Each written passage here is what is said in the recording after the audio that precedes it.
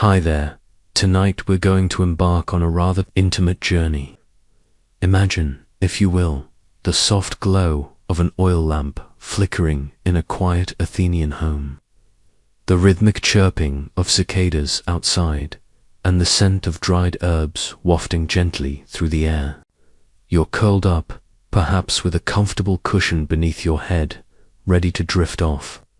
But before you succumb to the gentle pull of sleep, we're going to whisper secrets from a time long past.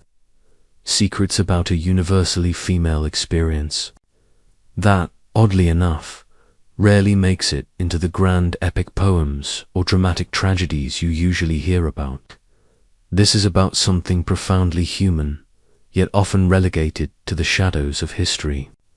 We're talking about how women in ancient Greece navigated their monthly cycles, a topic so fundamental to their lives, yet so sparsely documented in the grand narratives we've inherited. You probably won't survive this without a few yawns. But hopefully, you'll also gain a new appreciation for the silent struggles and quiet resilience of women thousands of years ago. So, before you get comfortable, take a moment to like the video and subscribe, but only if you genuinely enjoy what I do here. And if you're listening in, why not drop your location and local time in the comments?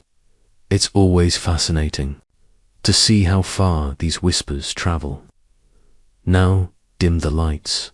Maybe turn on a fan for that soft background hum. And let's ease into tonight's journey together. You're stepping back, way back, past the marble temples and bustling agoras, past the philosophical debates and Olympic triumphs.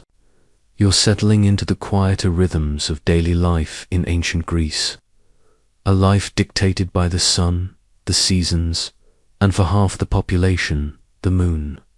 Because, let's face it, no matter how many heroic myths you tell, or how many philosophical treatises you pen, the biological reality of being a woman then, just like now, included a monthly visitor. And that, my friend, is where our story truly begins.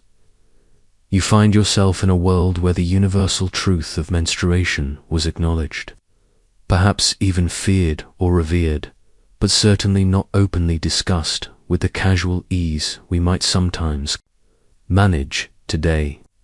It was simply a part of the female existence, a cycle as reliable and inevitable as the sunrise, though far less celebrated in public hymns. You wake up on a particularly difficult morning. Perhaps your stomach is cramping, a dull ache that promises a long day ahead, or maybe your head is throbbing with a familiar intensity. You're not alone, of course.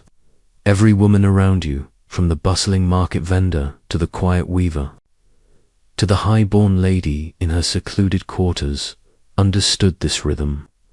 This shared experience, despite the lack of public discourse, must have formed an invisible bond, a silent sisterhood woven through the fabric of their lives.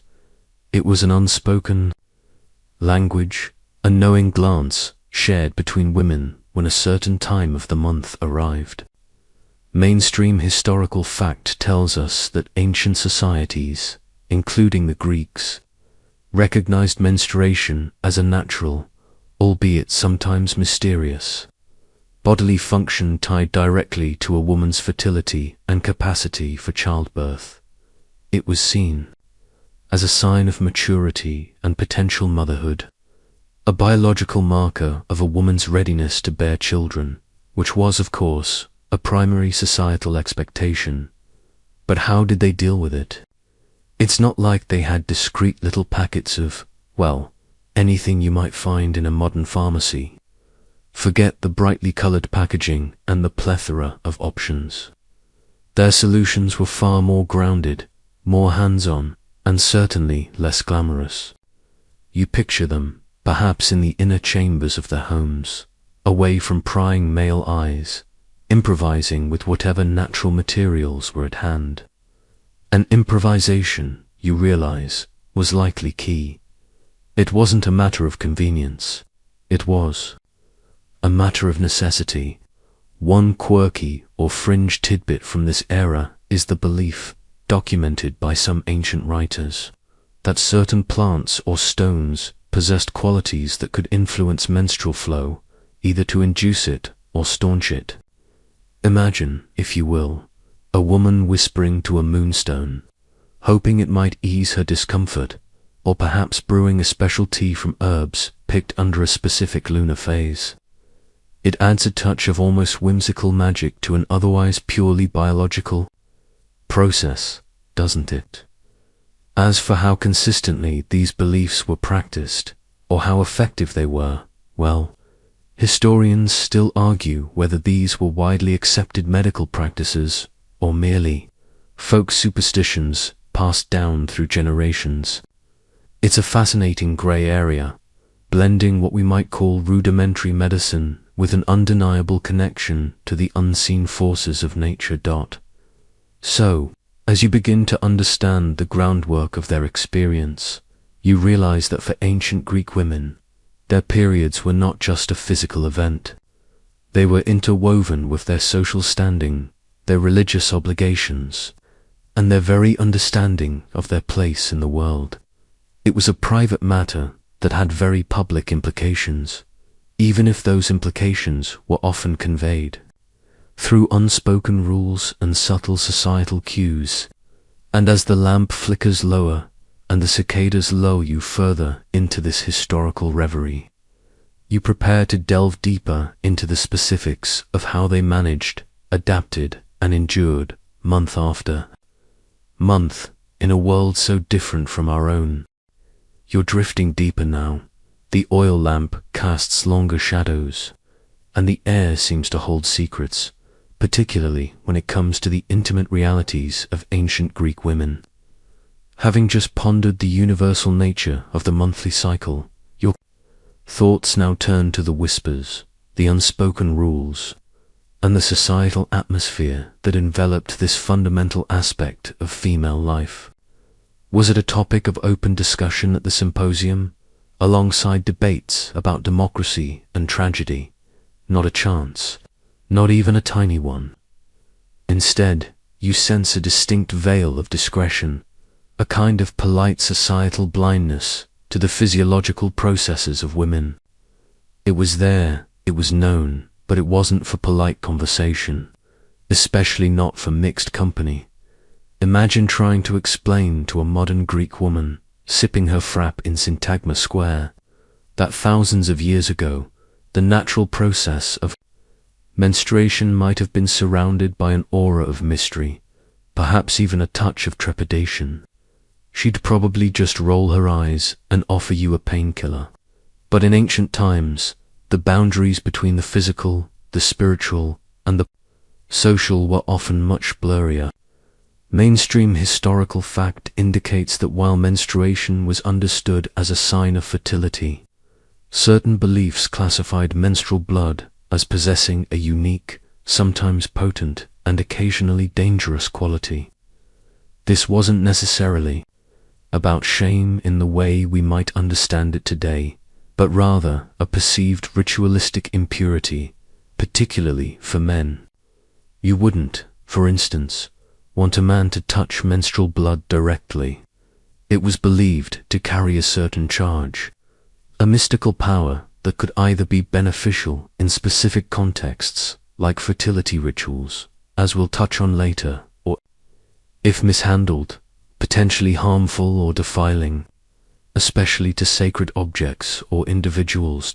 So, while there's no strong evidence of widespread shame or intense taboo that forced women into complete isolation or self-loathing during their periods, there was certainly an understanding that it was a time when certain boundaries needed to be observed. You wouldn't be parading your monthly reality through the marketplace, nor would you expect your husband to offer you a foot rub and a heating pad, unless he was unusually enlightened for his time, which, let's be honest, was a rarity even. Then, you could imagine the equivalent of a modern man accidentally touching a used pad and recoiling, not out of disgust for the woman, but perhaps a superstitious fear of the power within the blood itself. It's a subtle but important distinction, isn't it? It wasn't about the woman being inherently bad or dirty for having her period, but rather the blood possessing a quality that made it unsuitable for certain interactions, especially with male religious figures or sacred spaces. This brings us to a quirky or fringe tidbit. Some ancient sources, like Pliny the Elder, though writing much later, and often relaying popular beliefs rather than strict Greek medical consensus, spoke of menstrual blood having almost magical, destructive properties, able to blight crops, dull mirrors, or even drive dogs mad. Now, imagine trying to live your life knowing some folks out there believed your perfectly normal bodily function could rust bronze just by looking at it. Talk about pressure. You might start second-guessing every glance you cast at a shiny object. Thankfully, these more extreme views were likely exaggerated folk beliefs, rather than pervasive societal norms for all women in all contexts. They speak more to humanity's enduring fascination with and fear of powerful bodily processes, especially those exclusively tied to women, than to a daily lived reality of terror. The conversations around menstruation, then, were likely confined to women's spaces. Picture the women in the gyneconitis, the women's quarters, all gathered around the communal well, sharing quiet tips and commiserating about aches and pains. This was where the whispers truly thrived. It was a space of shared knowledge, of practical advice passed down from mother to daughter, from elder to younger, away from the judgmental or superstitious ears of men. You can almost hear them, a low murmur of voices, sharing remedies for cramps or discussing the best way to secure those linen rags. It was a space of solidarity born out of shared biological reality. You wouldn't see a public service announcement about menstrual hygiene. Instead, it was a private curriculum taught through example and hushed conversation. Historians still argue whether the concept of impurity associated with menstruation was purely ritualistic, designed to protect sacred spaces, or if it also carried a broader social stigma that impacted women's daily lives beyond religious contexts. Was it a mild inconvenience for priests and temples, or did it subtly marginalize women in broader social interactions? It's a nuanced debate, underscoring the challenge of interpreting ancient societal norms through limited texts written mostly by men. What is clear, however, is that while it was a natural process, it was not one for open display or casual conversation in public.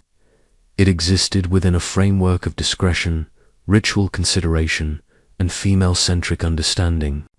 You certainly wouldn't hear Socrates asking someone about their flow in the agora, unless he was trying to prove a very, very obscure point about human physiology in the most awkward way possible.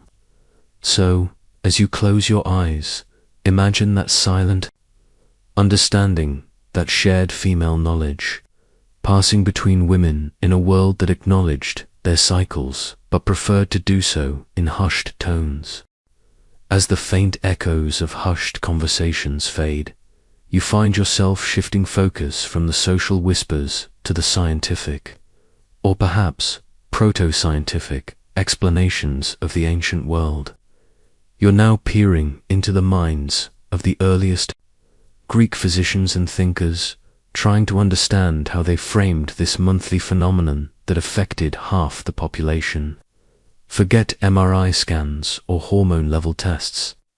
Their diagnostic tools were observation, deduction, and a healthy dose of philosophical reasoning, and at the heart of much of their medical thought, especially regarding the female body, lay the foundational concept of the four humors. Imagine, if you will, that your body is a delicate balance of four primary fluids: blood, phlegm, black bile and yellow bile. For the ancient Greeks, health was simply the harmonious equilibrium of these humors. When one was out of whack, sickness ensued.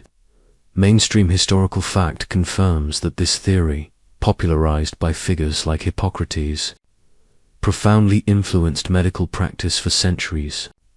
So, where did menstruation fit into this elaborate, fluid-based model of the human body? Well, it was often seen as a crucial mechanism for regulating this humoral balance, particularly for women.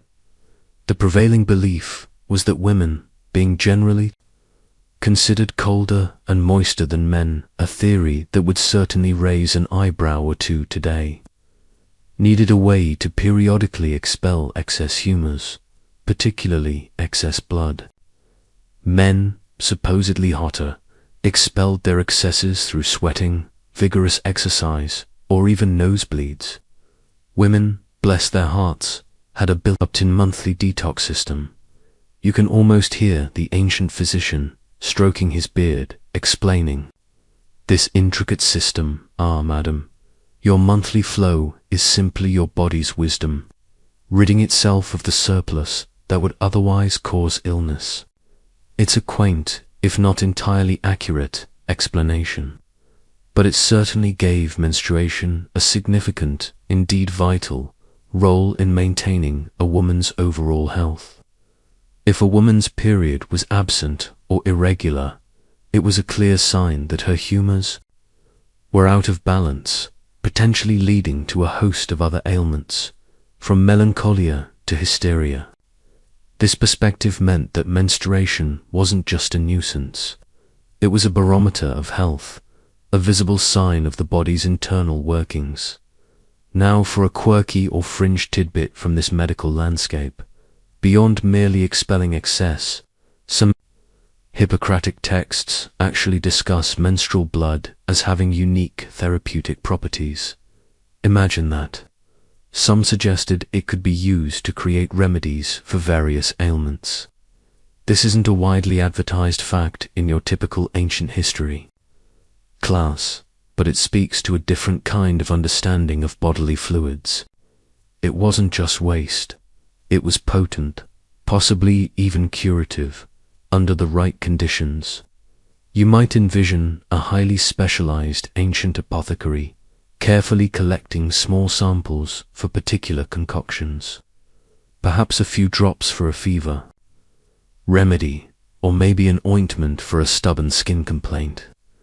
The thought is certainly unconventional from a modern perspective, but it highlights the diverse, sometimes contradictory, ways in which ancient medical minds grappled with the mysteries of the human body, and this leads us to an enduring question. Historians still argue whether the Hippocratic view of menstruation as primarily a purging mechanism for excess humors fully captured the lived experience and broader cultural understanding of ancient Greek women.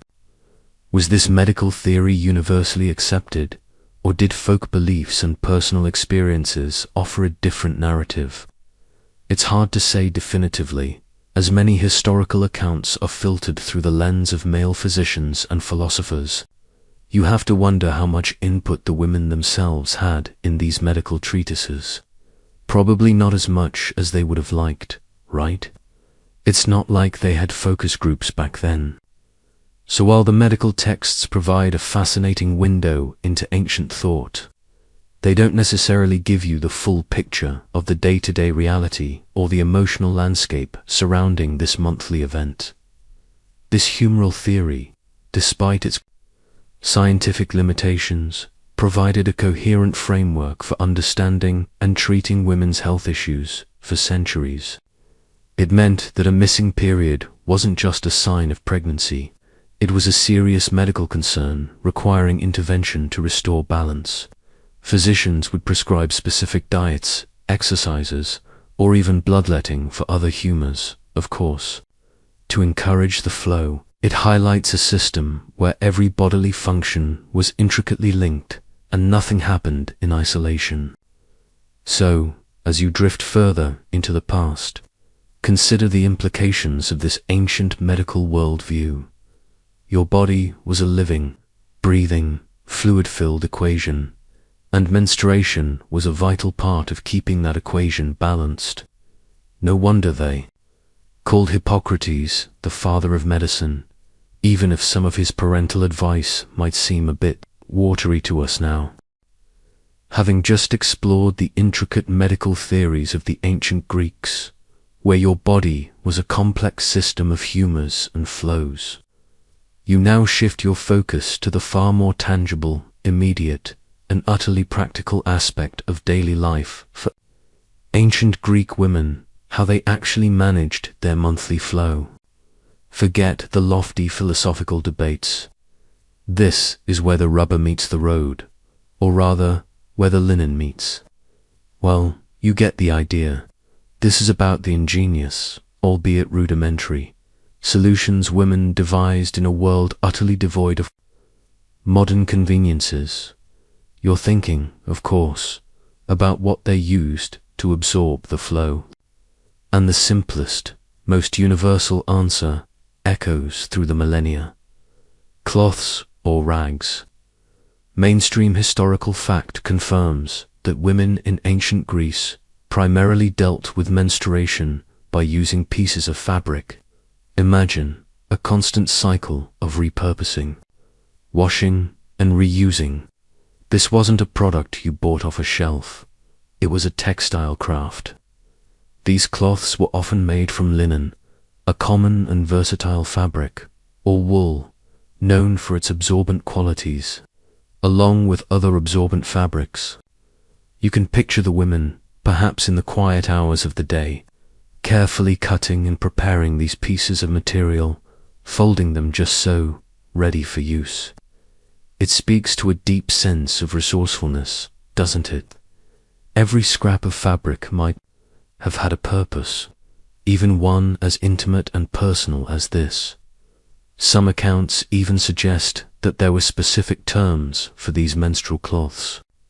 A quirky or fringe tidbit points to the mention of phyllokia, which were specifically linen rags used as pads. Now, imagine a specialized term for a menstrual cloth. It suggests a certain level of formal recognition, however small, for this essential item. It wasn't just any old rag. It was a phyllokion, implying perhaps a certain shape, size, or preparation. You can almost see them, laid out to dry, a testament to the daily rhythm of managing the female body. It makes you wonder if there were specific patterns or preferred weaves for these phyllokia. Perhaps a particularly soft or more absorbent type of linen was favored. Did mothers teach their daughters the best way to fold them, like a secret craft passed down through generations? You can bet they did. The sheer effort involved in this basic hygiene practice might give you pause. You're not just using a pad. You're making it, cleaning it, and maintaining it. After use, these cloths would need to be thoroughly washed. Imagine the sheer volume of laundry that must have accumulated, especially in households with multiple women. And this was in an era without washing machines, without hot running water on demand. You'd be scrubbing by hand, likely in cold water, perhaps with some ash or natural soap, then hanging them out to dry under the Mediterranean sun. It required significant time, labor, and privacy. You wouldn't want your brother or father stumbling upon your personal laundry line, full of, well, you know, historians still argue whether the widespread use of phyllokia or similar specific terms indicates a universally formalized approach to menstrual hygiene across all social classes in ancient Greece, or if it varied greatly depending on a woman's economic status and access to materials. Did the poorest women have to make do with less suitable, coarser materials? Did wealthier women have servants dedicated to the care and cleaning of their delicate linen phyllokia? It's a nuanced picture, and the scarcity of direct archaeological evidence leaves us to piece together the puzzle from scattered textual references and educated guesses. You won't find perfectly preserved phyllokia in ancient ruins. Unfortunately, because organic materials simply don't last that long. It's a bit frustrating, isn't it, when the most intimate details of daily life are often the ones that vanish without a trace. So, while the medical treatises speculated on the humors and the esoteric properties of menstrual blood, the women themselves were quietly, efficiently, and resourcefully dealing with the physical reality. Their methods were basic, but they were effective for their time. This simple act of preparing and using absorbent cloths forms the bedrock of ancient menstrual hygiene. It was a private act, performed within the domestic sphere, yet it was a fundamental necessity that shaped the daily lives and routines of every menstruating woman. You can almost feel the texture of the rough linen, imagine the dampness, and appreciate the silent strength required to manage this recurring aspect of womanhood without the comforts we take for granted today. It's a testament to their resilience, a quiet strength woven into the very fabric of their lives.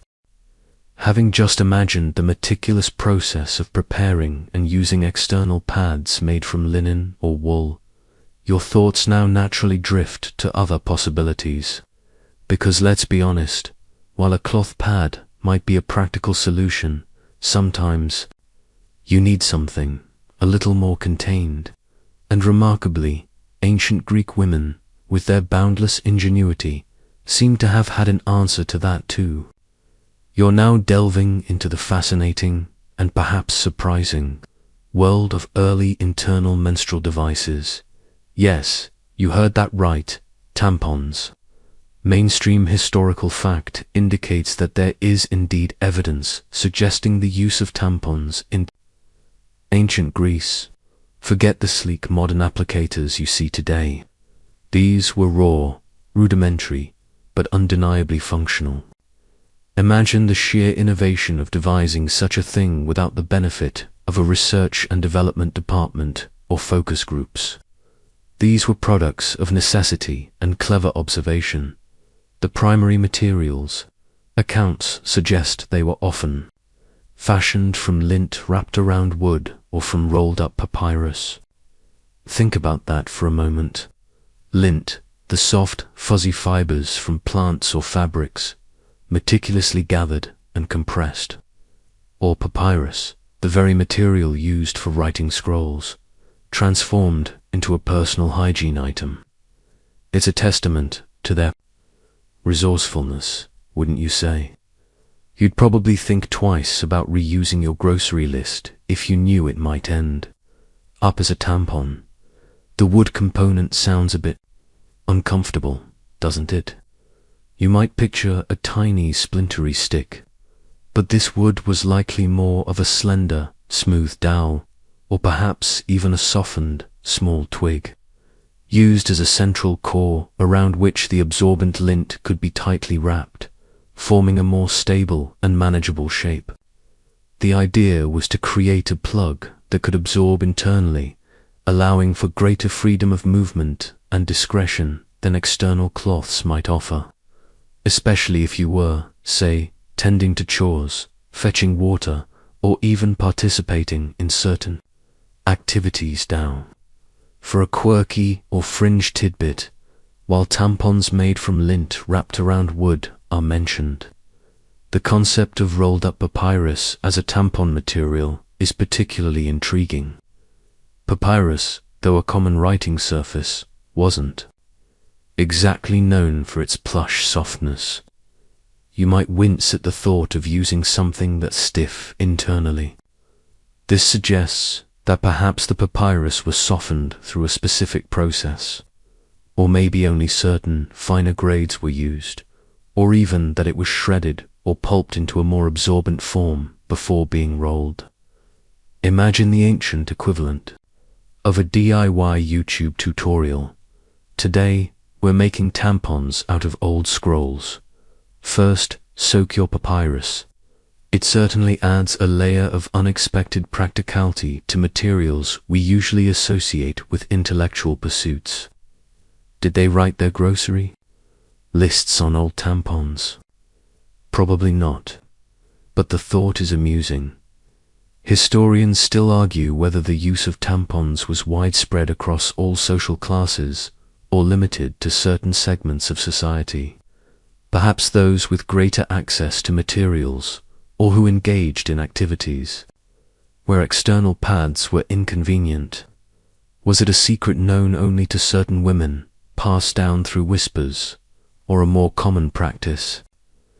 The archaeological record for such perishable items is notoriously sparse, leaving us to rely largely on textual references, which can sometimes be vague or anecdotal. You won't find perfectly preserved ancient tampons in a museum exhibit unless they were incredibly lucky finds in very specific, dry environments. It's frustrating, isn't it? The truly intimate objects of daily life often leave the least trace. The existence of such devices truly highlights the practical ingenuity of women in ancient Greece. They weren't simply enduring their cycles. They were actively seeking solutions, adapting materials, and inventing tools to manage a fundamental biological reality. This level of self-care and innovation, often without the benefit of a formal education or public discourse, is quite remarkable.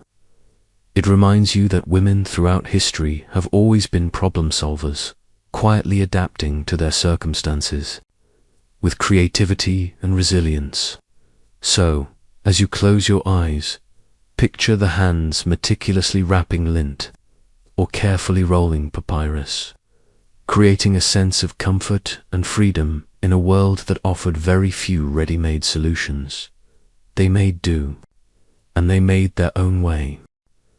You've now envisioned the raw materials, the carefully prepared linen cloths, perhaps even those ingenious papyrus sandlint tampons. But here's the million drachma question, or rather, the practical one. How did these essential items actually stay put? Because, let's be honest, even the most absorbent piece of fabric is utterly useless if it decides to go on a solo adventure down your toga. The challenge, you realize, wasn't just absorption. It was containment and discretion in a world utterly lacking in elastic bands, adhesive strips, or the magical cling of modern synthetics. Historical accounts confirm that these cloths were most often wrapped around the body, particularly around the thighs, or secured using some form of band.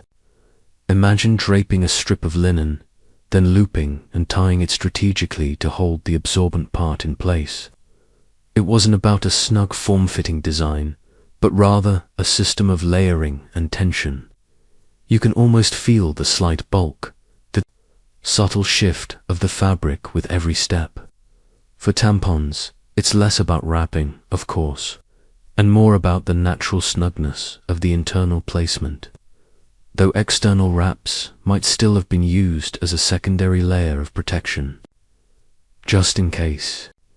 It's safe to say there were no wings involved in ancient Greek period products.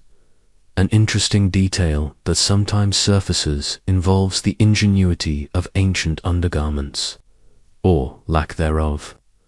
While not always explicitly designed for menstrual management, the loose-fitting tunics like the kitten or peplus worn by Greek women meant that layers were key. You might have worn a smaller piece of cloth as a basic loincloth or rudimentary brief, and then tucked or secured your absorbent pad within this layer. It would have been a constant balancing act between comfort, effectiveness, and the ever-present desire for minimal visibility. You might find yourself subtly adjusting your posture throughout the day. A small private dance to ensure everything stayed exactly where it should. Consider the practical implications for active women. If you were a rural woman tending fields, or a city woman hauling water from the public fountain, the constant motion would pose significant challenges. It wasn't like you could just pop to the restroom for a quick change. Changes would have required a private space, likely a trip back home or a discreet corner, adding layers of inconvenience to an already demanding day. It really makes you appreciate the sheer mental fortitude required just to go about your daily business without constant worry. And you thought losing your phone in your bag was inconvenient. The exact prevalence and design of these bans or securing methods remain a subject of debate among experts. Were they simple ties of rope or fabric, or were there more structured garments, almost like rudimentary girdles, designed to hold absorbent materials close to the body? We don't have perfectly preserved examples. So much of our understanding comes from interpreting obscure textual references. Vase paintings which rarely depict such intimate details, and comparing to similar practices in other ancient cultures. It's like trying to reconstruct a complex origami bird from a single, slightly crumpled piece of paper. A less commonly known practice hints at the possibility that some women might have worn darker-colored outer garments during their cycle, not just for fashion, but as a pragmatic measure.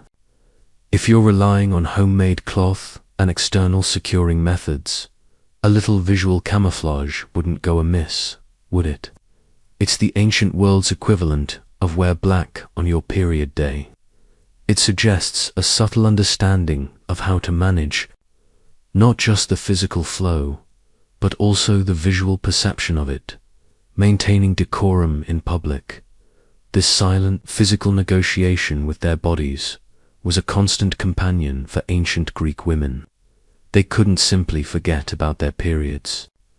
For a few hours, every movement, every task, every social interaction would have been subtly influenced by the practical realities of their menstrual hygiene. It was a daily testament to their adaptability and resourcefulness, a quiet battle fought with fabric and ingenuity. So, as you drift further, let this image settle. Women moving through their ancient world, their outer elegance belying the meticulous, unseen efforts dedicated to managing the most intimate aspects of their lives. It wasn't glamorous, but it was absolutely essential. You've just been musing over the clever contraptions women use to manage their physical flow. But now, as the night deepens, your thoughts drift from the purely physical to the profoundly spiritual. Because, in ancient Greece, your body wasn't just a biological machine. It was intrinsically linked to the divine, and its natural processes could have significant religious implications. And nowhere was this more keenly felt than at the intersection of menstruation and the intricate world of religious purity and rituals. It's a foundational aspect of Greek religion that sacred spaces, objects, and individuals needed to be kept free from miasma, a concept of ritual pollution or defilement. Mainstream scholarship confirms that certain bodily fluids, including blood from childbirth and menstruation, were considered sources of this miasma. This didn't necessarily equate to moral impurity or shame in a modern sense, but rather a state that rendered a person ritually unfit for contact with the divine. So, if you were a menstruating woman, your access to certain temples or your participation in specific sacrifices might have been temporarily restricted. It was less about you being bad and more about the delicate sensibilities of the gods, who, apparently, were quite particular about their cleanliness standards. Imagine trying to explain to Apollo that it's just a natural process. He probably wouldn't be impressed. Yet, here's where it gets truly fascinating. Because the view of menstrual blood wasn't uniformly negative, it possessed a powerful, almost paradoxical duality. While it could render you ritually impure for certain sacred male-centric contexts, it was also, remarkably, incorporated into specific rituals to promote fertility. This aspect, often overlooked, highlights a recognition of its inherent life-giving potential.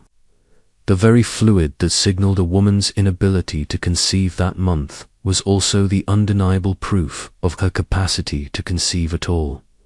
A less commonly known practice hints at rural or household cults where drops of menstrual blood might have been offered to chthonic deities, those of the earth and underworld, to ensure the bounty of the harvest or the fertility of livestock.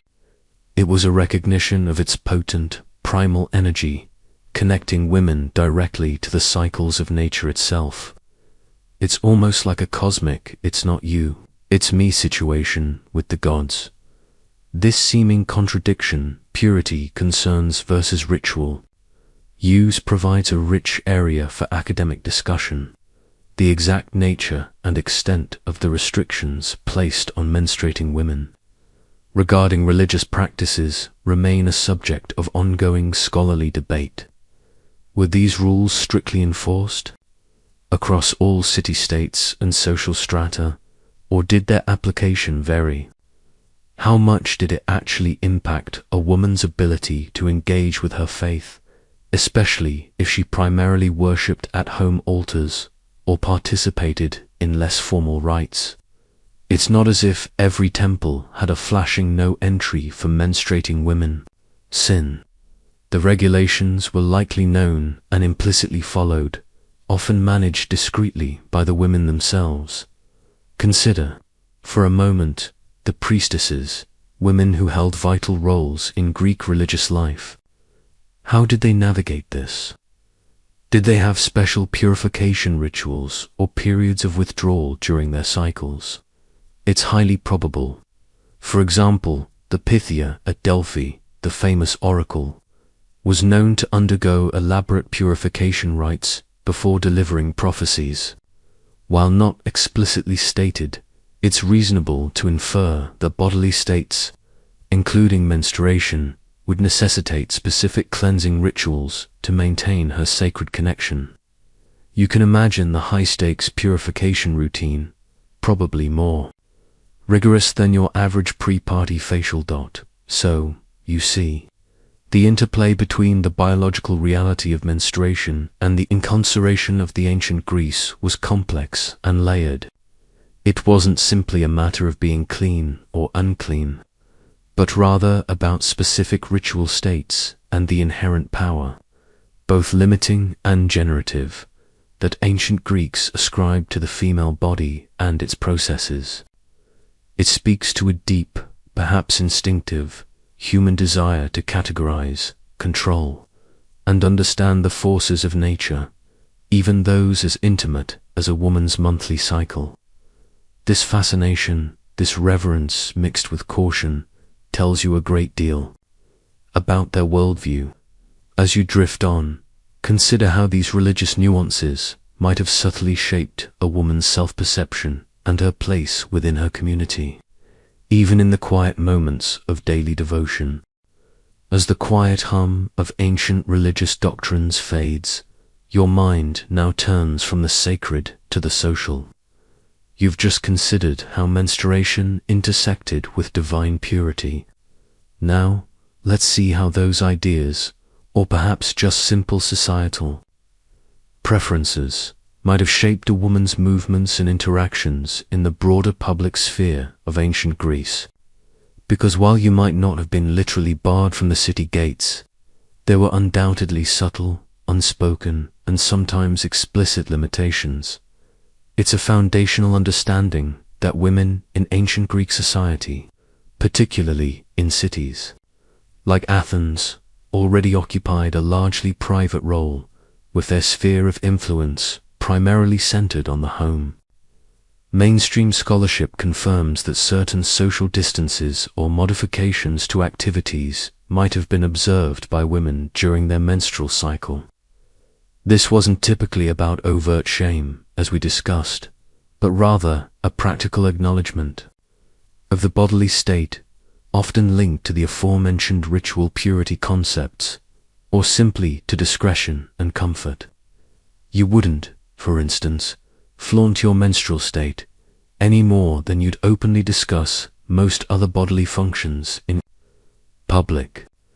It's about maintaining decorum, a sort of unspoken social contract. So, while you might not find laws explicitly stating no menstruating women in the agora, the reality likely involved a quiet self-regulation. If you were a woman in your monthly cycle, you might choose to limit your public appearances, especially at crowded festivals, formal gatherings, or any event where ritual purity was paramount. This wasn't necessarily a mandate from on high, but a common understanding of what was appropriate. It's akin to how, even today, you might opt for a quiet night in when you're not feeling your best, rather than hitting a crowded concert, just with slightly higher stakes, perhaps. You wouldn't want to accidentally pollute a passing philosopher with your mere presence, would you? A curious detail from historical anecdotes suggests that some might have viewed a menstruating woman as having a subtle, almost imperceptible influence on certain delicate processes. For example, some ancient authors hinted at beliefs that a menstruating woman might spoil wine, curdle milk, or even dull bronze just by looking at it, a sort of accidental, passive, destructive power.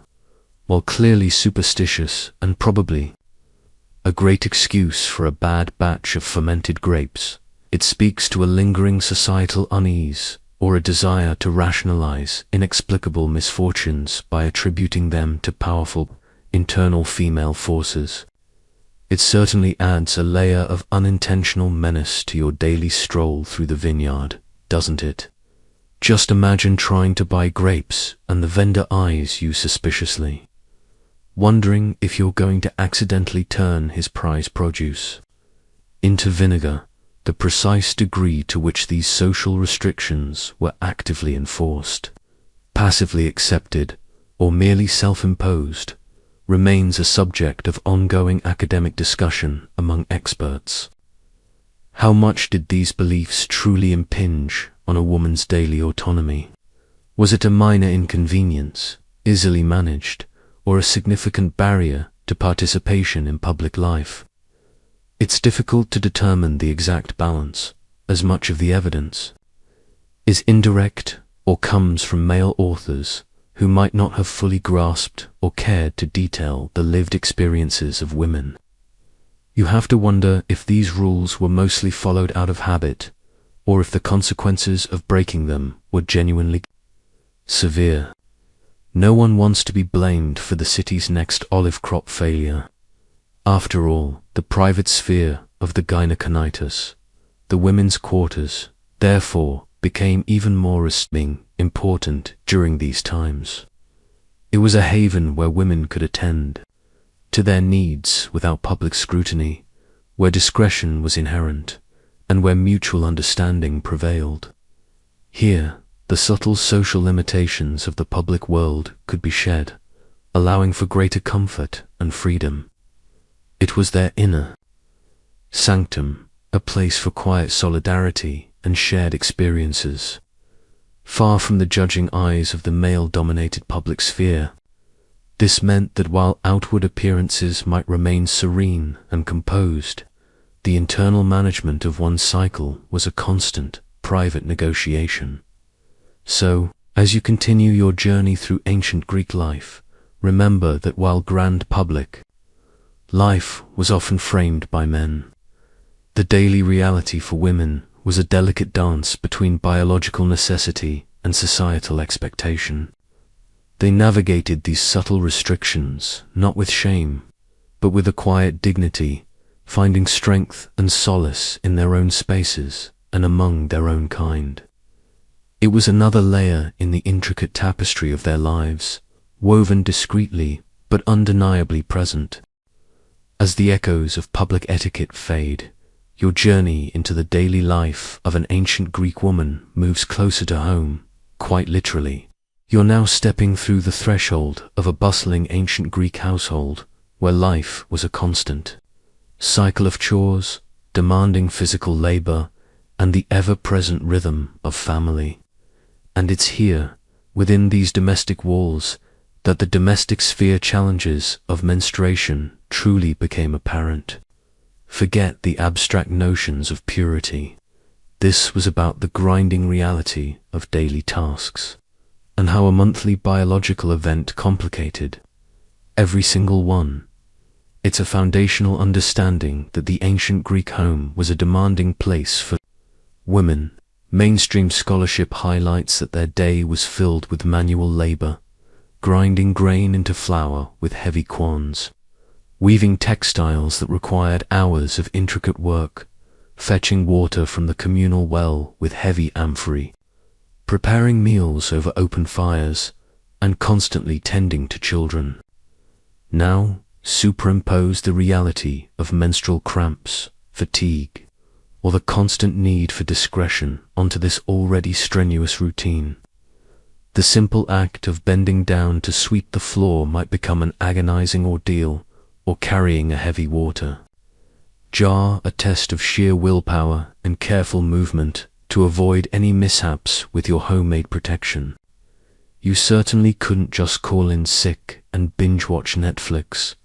A curious observation from household studies suggests that some women might have, on heavy flow days, prioritized tasks that allowed for more stationary work, like weaving, over more physically demanding ones like grinding grain or going to the fountain.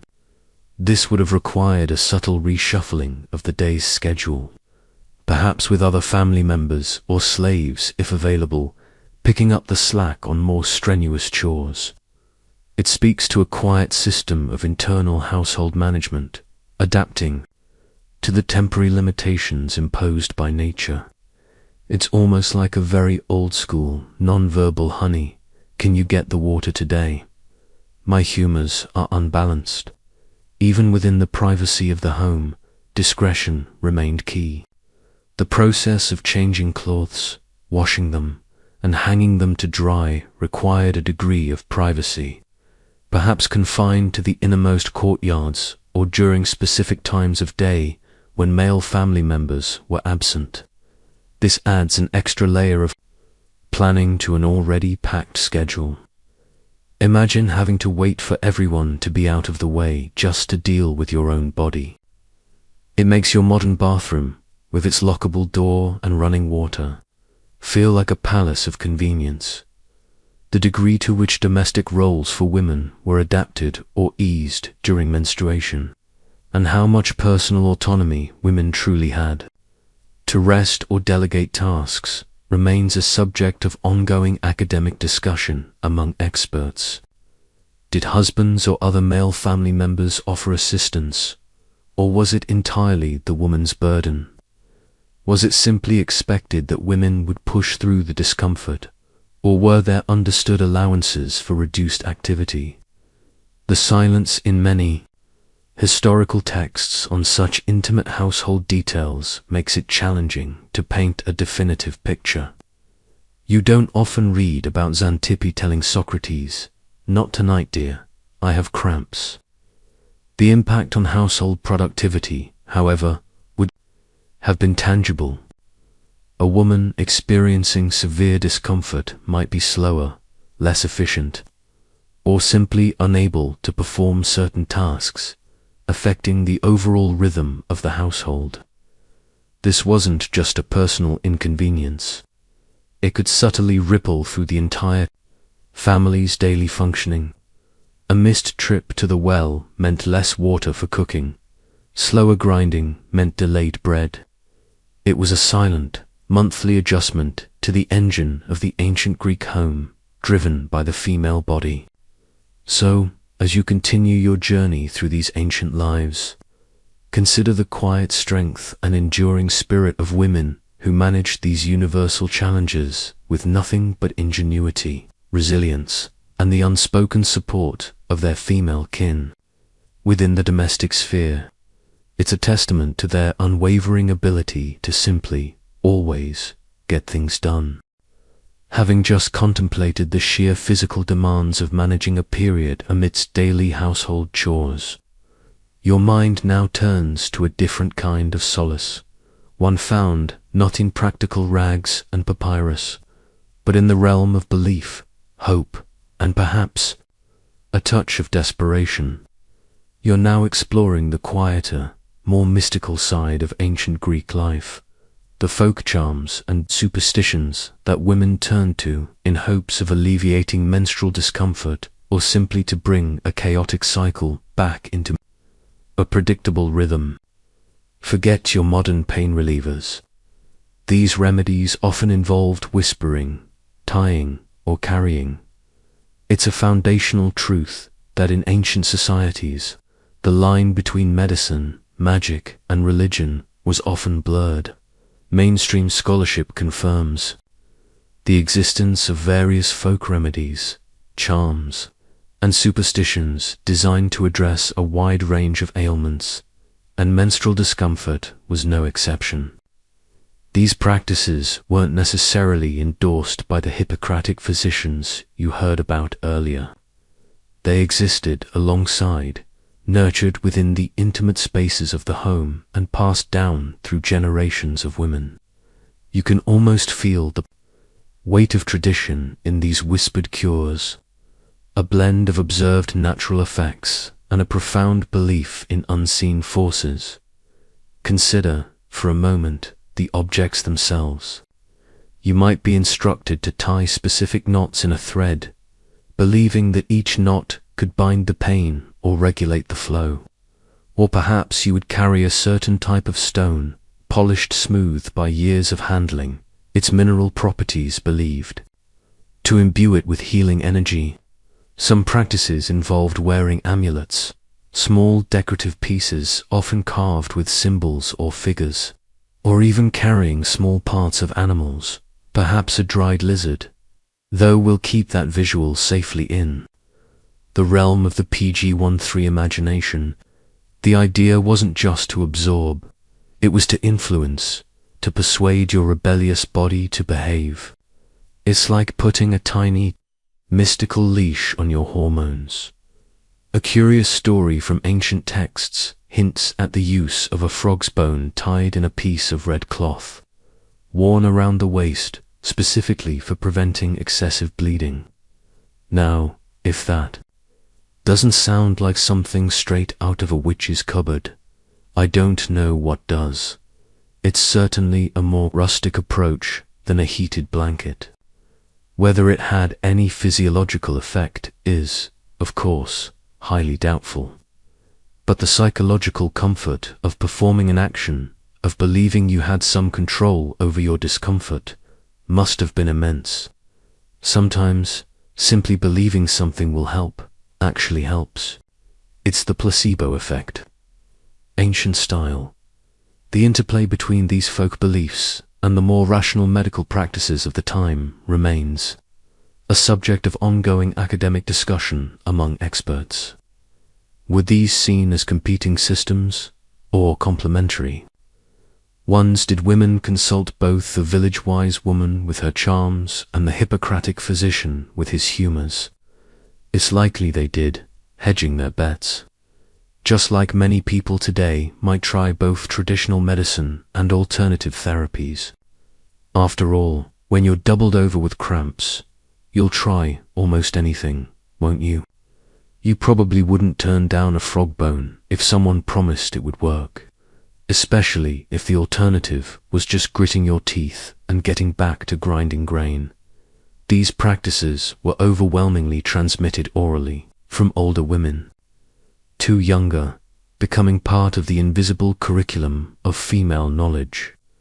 The community's elder women, often revered for their experience and wisdom, would be the custodians of these charms and remedies, carefully advising on the right incantation or the precise type of knot to tie. They were the original period whisperers, passing down their secrets in quiet corners of the home. This collective female wisdom formed a vital support system, offering a sense of agency and empowerment in situations where direct medical intervention was limited. So, as you drift further into the past, acknowledged the profound human need for explanation and relief, even in the face of what might seem insurmountable discomfort. The ancient Greek woman, armed with her linen cloths and perhaps a carefully chosen charm, navigated her monthly cycle with a blend of practicality, resilience, and a touch of magical thinking. It was a testament to her enduring spirit, always seeking comfort and control, even if sometimes that control came in the form of a knotted thread or a curiously placed frog bone. And with that thought, we move deeper into the very essence of their beliefs, focusing now on the blood itself. You've explored the practicalities of absorption and the comforting whispers of folk magic. Now, as the soft light of the oil lamp illuminates your thoughts, we turn to the very essence of the matter, the views on menstrual blood itself. This wasn't just a bodily fluid to the ancient Greeks. It was a substance imbued with diverse, often contradictory, powers and perceptions. Forget everything you learned in biology class. This is about ancient mystique. It's a foundational aspect of ancient Greek thought that menstrual blood was perceived as having a unique, almost paradoxical nature. On one hand, it was linked to miasma, a ritual pollution that could temporarily render a woman unfit for certain sacred spaces or interactions, particularly with men or divine objects. You've heard hints of this before, but now we delve deeper into why it held this particular status. This perspective often highlighted its perceived danger or defiling qualities. Texts and popular beliefs hinted that menstrual blood possessed a subtle yet powerful negative force in specific contexts. It was thought capable of spoiling wine, rusting metal, driving animals mad, or blighting crops, almost like an unintentional curse if it came into contact with certain things. It's enough to make you nervous about accidentally brushing against a grapevine, isn't it? Just imagine having to be extra careful around your vintage amphory. Yet, on the other hand, this very same substance was recognized for its profound connection to fertility and life-giving power.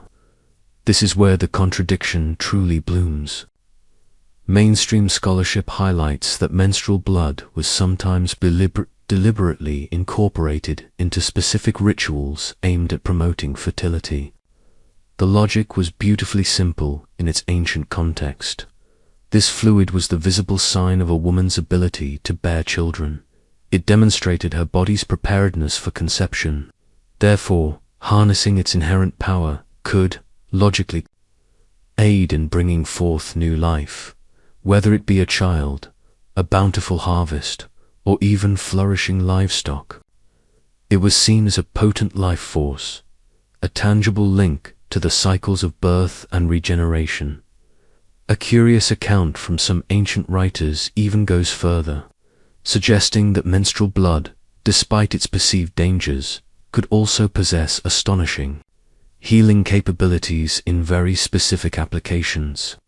There are mentions, for example, of it being used as a powerful ingredient in certain remedies for serious skin conditions, or even to ward off particularly stubborn, evil spirits. This isn't the kind of healing you'd get from a well-placed poultice. This was almost a magical, extreme form of medicine, reserved for desperate cases. You can almost hear the whispered instructions. For that ailment, you'll need 3 drops, gathered under a new moon, mixed with ... It certainly makes your modern first aid kit seem rather dull. The origins of these diverse and often conflicting views, its power to pollute versus its power to create, remain a subject of ongoing academic discussion among experts. Were these beliefs rooted in careful observation of nature, in deeply ingrained superstitions, or were they perhaps influenced by socio-religious control mechanisms designed to regulate women's roles? How did ancient thinkers reconcile such seemingly contradictory attributes? It's a fascinating puzzle. Perhaps it speaks to humanity's deep-seated awe and apprehension concerning the mysterious and powerful processes of the female body, especially those that defy easy rationalization. It's a bit like trying to understand why a cat can be both incredibly cute and simultaneously plotting your demise. Some things just exist in a state of glorious contradiction. Ultimately, the ancient Greek perception of menstrual blood was far from simplistic. It wasn't just a waste product.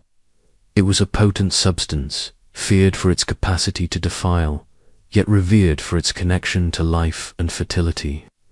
This complex understanding profoundly shaped how women were perceived during their cycles, influencing their interactions with the divine, with men, and even with the very crops they grew. It added a layer of mystical significance to a biological event, elevating it from a mere bodily function to a powerful force, capable of both harm and healing, defilement and life. And with that intricate understanding, we now turn our attention to the culmination of many of these biological rhythms, childbirth and the period immediately following.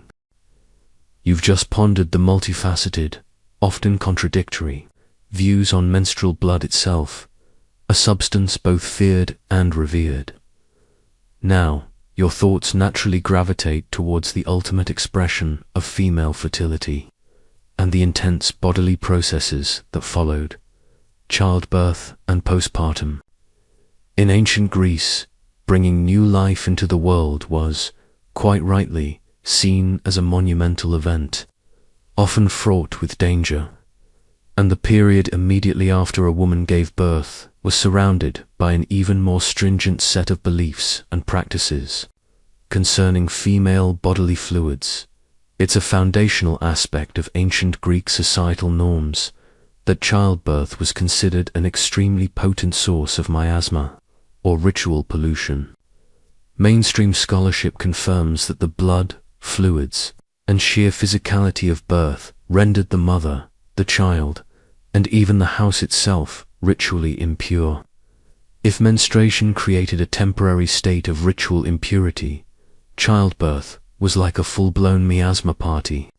This meant that the new mother and her immediate surroundings had to undergo rigorous purification rituals before they could fully re-enter society or participate in religious life. You couldn't just pop out a baby and then head straight to the temple for a quick prayer. Oh no, there was a whole cleansing process to contend with. A curious custom, documented in some ancient sources, involved a period of confinement for the new mother, often lasting for several days or even weeks. After birth, during this time, she might have been isolated in a designated part of the house, and visitors, especially men, might have been restricted. This wasn't just for physical recovery, which was certainly needed, but also to allow the miasma to dissipate naturally before the formal purification ceremonies. Imagine being a brand new mother, utterly exhausted, and then having to wait out a spiritual quarantine period before you could even properly interact with your own family or go outside. It's like a medieval version of parental leave, but with more ritual hand-washing and less actual rest. The postpartum bleeding, known as lochia, was also viewed through the lens of humoral theory. Much like menstruation, it was seen as the body expelling residual humors and fluids from the pregnancy and birth. However, because it followed such a profound event, its associated miasma was often considered more intense than that of a regular period. The purification rites could involve special baths, specific offerings to deities like Artemis, goddess of childbirth, and sweeping the house with purifying herbs. Every surface, every person involved in the birth had to be cleansed. It's like a spiritual deep clean after a very messy, but very miraculous event. The psychological and social impact of these purification requirements on new mothers remains a subject of ongoing academic discussion among experts. While intended to restore spiritual balance, did this enforced isolation and focus on ritual impurity add to the physical and emotional burdens of a woman who had just undergone the immense trauma and triumph of childbirth? Were women supported through these rituals, or did they feel further marginalized? It's hard to say definitively, as accounts often focus on the rituals themselves rather than the individual woman's experience. You'd certainly hope someone was bringing you snacks and water during your spiritual detox. The role of other women, particularly midwives, was paramount in navigating this intense period. Midwives weren't just delivering babies, they were also experts in postpartum care and purification rituals. They would guide the new mother through the necessary steps, ensuring both her physical recovery and her ritual cleansing. This female network provided essential support, passing down generations of knowledge about both practical care and the intricate religious requirements.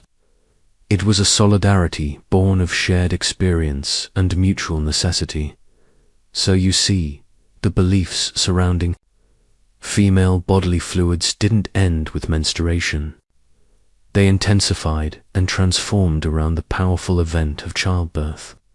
The same underlying principles of purity and potential potency continued, perhaps even magnified, emphasizing the profound connection between the female body, the divine, and the very fabric of ancient Greek society.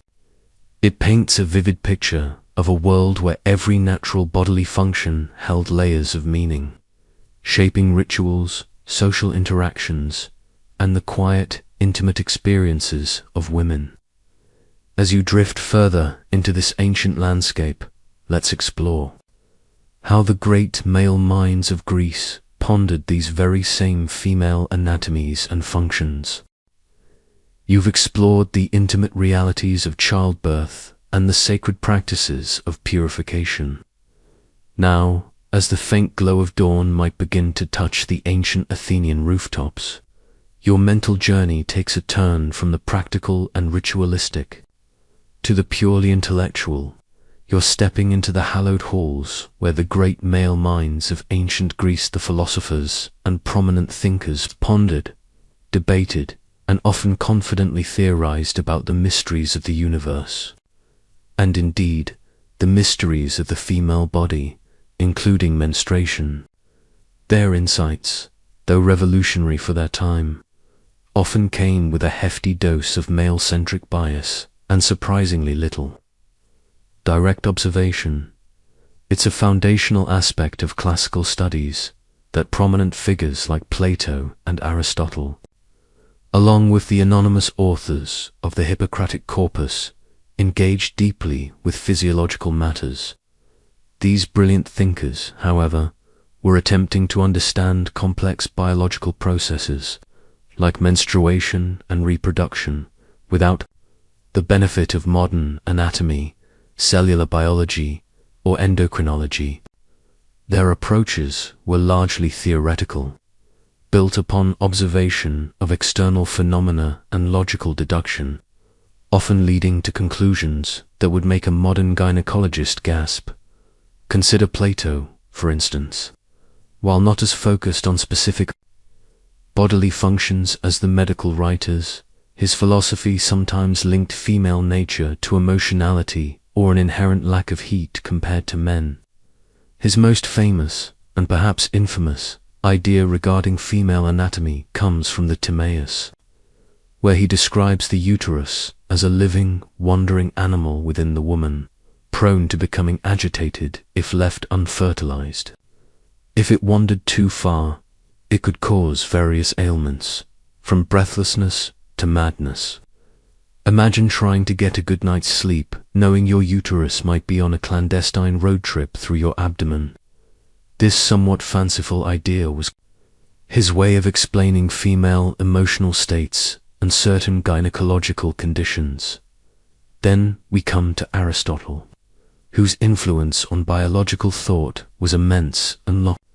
He provided a more detailed, albeit flawed, account of female physiology.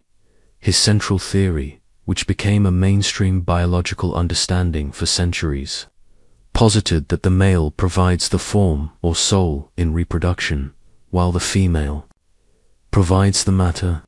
In this view, menstrual blood was considered the raw material or nutritive substance from which the fetus was formed.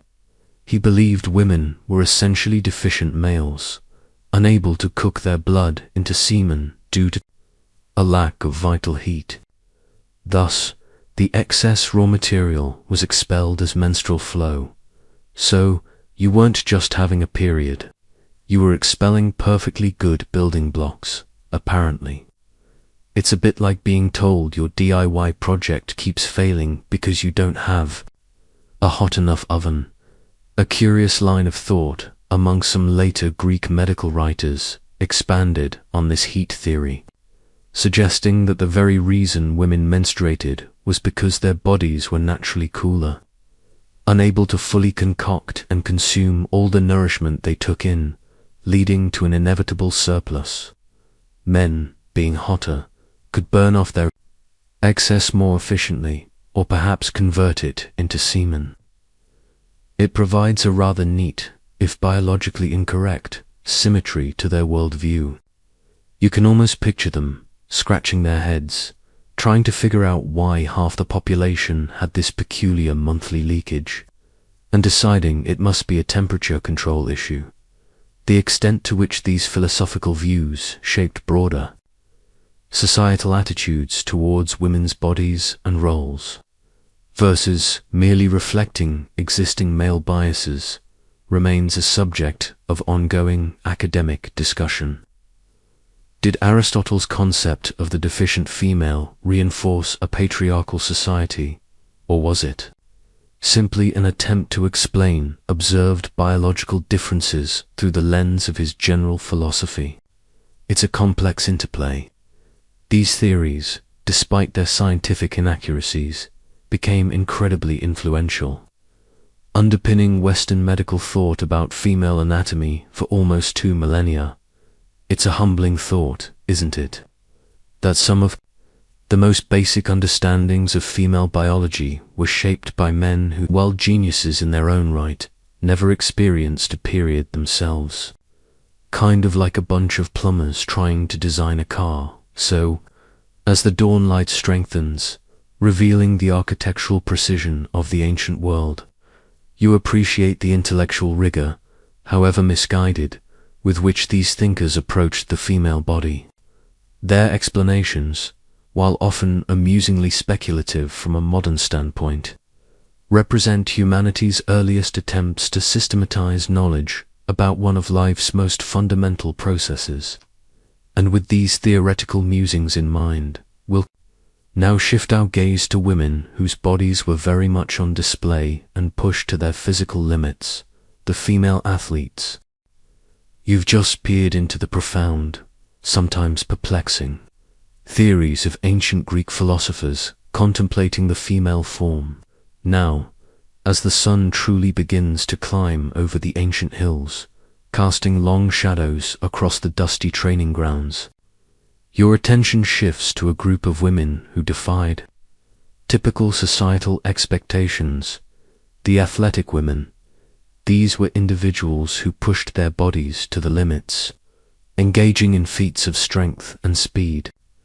And for them, the monthly cycle presented a unique set of challenges and demands that went far beyond the quiet struggles of the domestic sphere. It's a foundational understanding that while the Manly Olympic Games are famous, female athletic competitions certainly existed in ancient Greece. Most notably, the Heraean Games at Olympia provided a sanctioned arena for women to compete in foot races. While not as grand or frequent as the men's Olympics, these events required rigorous training and peak physical condition. Imagine dedicating your life to running, leaping, and throwing, only to have your body decide it's time for its monthly internal spring cleaning. For these female athletes, menstruation wasn't just a personal discomfort. It was a factor that could directly impact their training, their performance, and their competitive edge. Consider the amplified physical discomfort.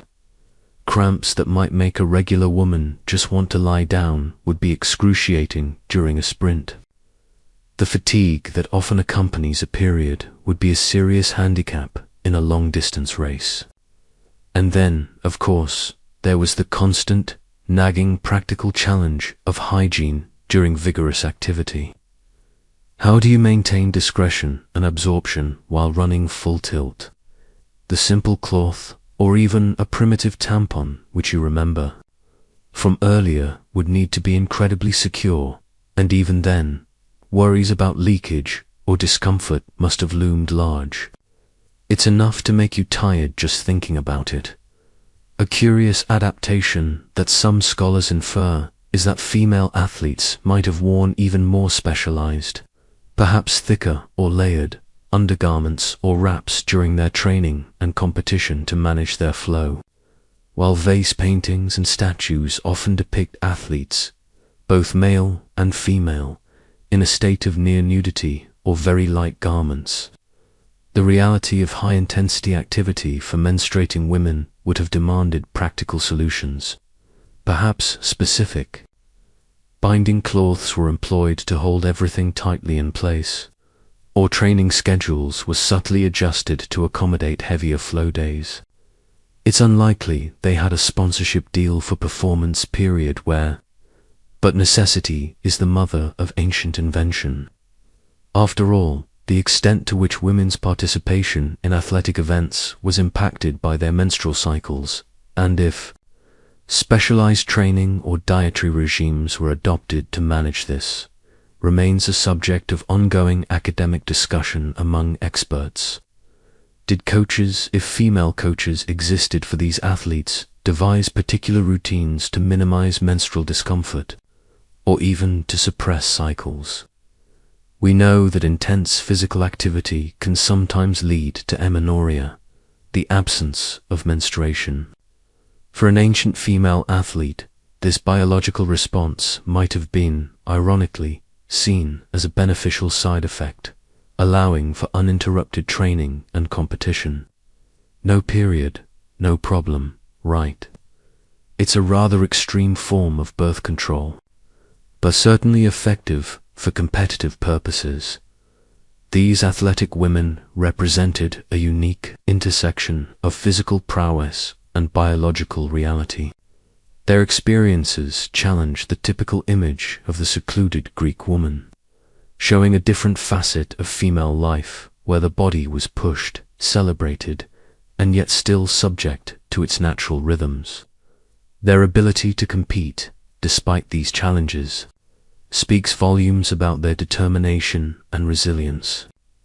So, as you visualize these powerful, dedicated women, striving for victory in the ancient stadiums, you gain an even deeper appreciation for their quiet triumphs over both external challenges and internal biological demands. And with their physical feats in mind, let's now turn our attention to how these very human experiences found their way, however subtly, into the enduring literary works of ancient Greece. You've just admired the raw strength and quiet determination of ancient Greek female athletes. Now, as the morning sun casts its warm glow on ancient scrolls and tablet fragments, your curiosity shifts to how these very human experiences, particularly menstruation, were captured, or perhaps more accurately, not captured, in the enduring literary works of the time. Because if you're hoping for detailed diary entries or dramatic monologues about cramps in the works of Homer or Sophocles, you're in for a profound disappointment. It's a foundational truth of classical studies that direct, explicit mentions of menstruation are remarkably scarce in the surviving body of ancient Greek poetry, drama, and historical texts. Unlike medical treatises, which had a clinical need to describe bodily functions, the grand narratives of epics, the weighty dialogue of tragedies, and the chronicles of history generally steered clear of such intimate details. This was partly due to conventions of discretion, the predominant male authorship, and the overriding focus on public life, politics, and heroic deeds rather than the private realities of the female body. It's like trying to find a recipe for lentil soup in a textbook about naval battles. It's just not the primary subject matter. Instead, when references appear, they are almost universally indirect, couched in euphemisms or veiled metaphors. You might encounter phrases like the accustomed flow, female sickness, or perhaps vague allusions to what is natural for women. These subtle hints require a discerning eye to decode, acting like linguistic breadcrumbs scattered across centuries. They tell you that the experience was known but not spoken of plainly in polite or epic company. It's the ancient Greek equivalent of ant flow is visiting, rather than a straightforward medical term. The Hippocratic medical texts, as we touched upon earlier, stand as the primary, albeit clinical, exception. These writings, focused on diagnosis and treatment, are where you find the most unvarnished descriptions of menstruation and its perceived ailments. But these were specialized works, not the daily reading of the average citizen or the material for public performance. A curious literary allusion that scholars sometimes point to appears in contexts related to ritual purity, particularly in comedic plays where societal norms are often satirized. While not explicitly naming menstruation, playwrights might allude to a character's state of impurity that prevents them from entering a temple or participating in a sacrifice. And this impurity is implicitly understood within the context of female bodily cycles. It's a wink and a nudge rather than a direct statement, relying on the audience's shared cultural understanding. One might find a passing line in an Aristophanes comedy, for instance, where a character complains about a woman being unable to attend a feast, with the knowing audience understanding the unspoken reason. Comedy, it seems, was always pushing the boundaries of what could be talked about, even if it was just through veiled jest. The extent to which the lack of explicit mentions reflects actual societal attitudes of widespread silence or shame versus simply literary conventions remains a subject of ongoing academic discussion among experts.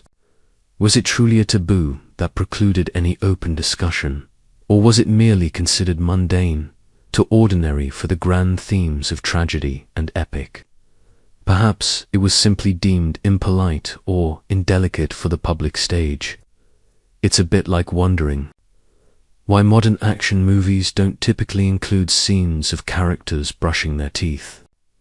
It happens, but it's not the point of the story. So, while you won't find Sappho lamenting her cramps in a lyrical poem or Thucydides detailing the menstrual cycle of Athenian women during the Peloponnesian War, the subtle threads of this universal female experience are indeed woven into the fabric of their literature. You just need to learn how to read between the lines, to hear the whispers of a reality that, while private, was undeniably present and understood by all. And with that understanding of their textual discretion, let's now turn to the actual ingredients they might have turned to for relief, the herbal remedies and potions. You've just navigated the delicate literary allusions to menstruation, understanding that while rarely explicit, the reality was always present between the lines. Now, as the scent of herbs seems to subtly fill the ancient air, your focus shifts. From the symbolic to the very practical, earthy remedies women turned to for relief. The world of herbal remedies and potions. This wasn't just magic, though it often intertwined. It was ancient pharmacology, built on centuries of observation and passed-down wisdom, aimed directly at managing discomfort or regulating the monthly flow. It's a foundational aspect of ancient Greek medicine that the natural world provided a vast pharmacy. Mainstream scholarship confirms that knowledge of plants and their medicinal properties was widespread, and numerous herbal concoctions were used to treat a myriad of ailments, including those specific to women. These remedies were often rooted in the humoral theory you've heard about, aiming to restore balance or to stimulate the expulsion of excess humors. So, if your humors were feeling a bit sluggish, there was likely a plant for that. For those agonizing cramps and the general malaise that often accompanied a period, women turned to specific plants known for their soothing or pain-relieving qualities. You might have been given an infusion of pennyroyal, a mint-like herb known for its strong aroma and antispasmodic properties, brewed into a warm tea. Or perhaps wormwood, with its bitter taste, was used in smaller doses for its perceived calming effect on the digestive system, which often suffers during menstruation. These weren't just pleasant beverages. They were serious attempts at pain management. Long before ibuprofen was even a glimmer in a chemist's eye, beyond pain relief, there were herbs specifically categorized as emmenagogues, substances believed to stimulate or regularize menstrual flow. If your cycle was irregular or delayed, bringing forth the flow was often seen as crucial for restoring humoral balance.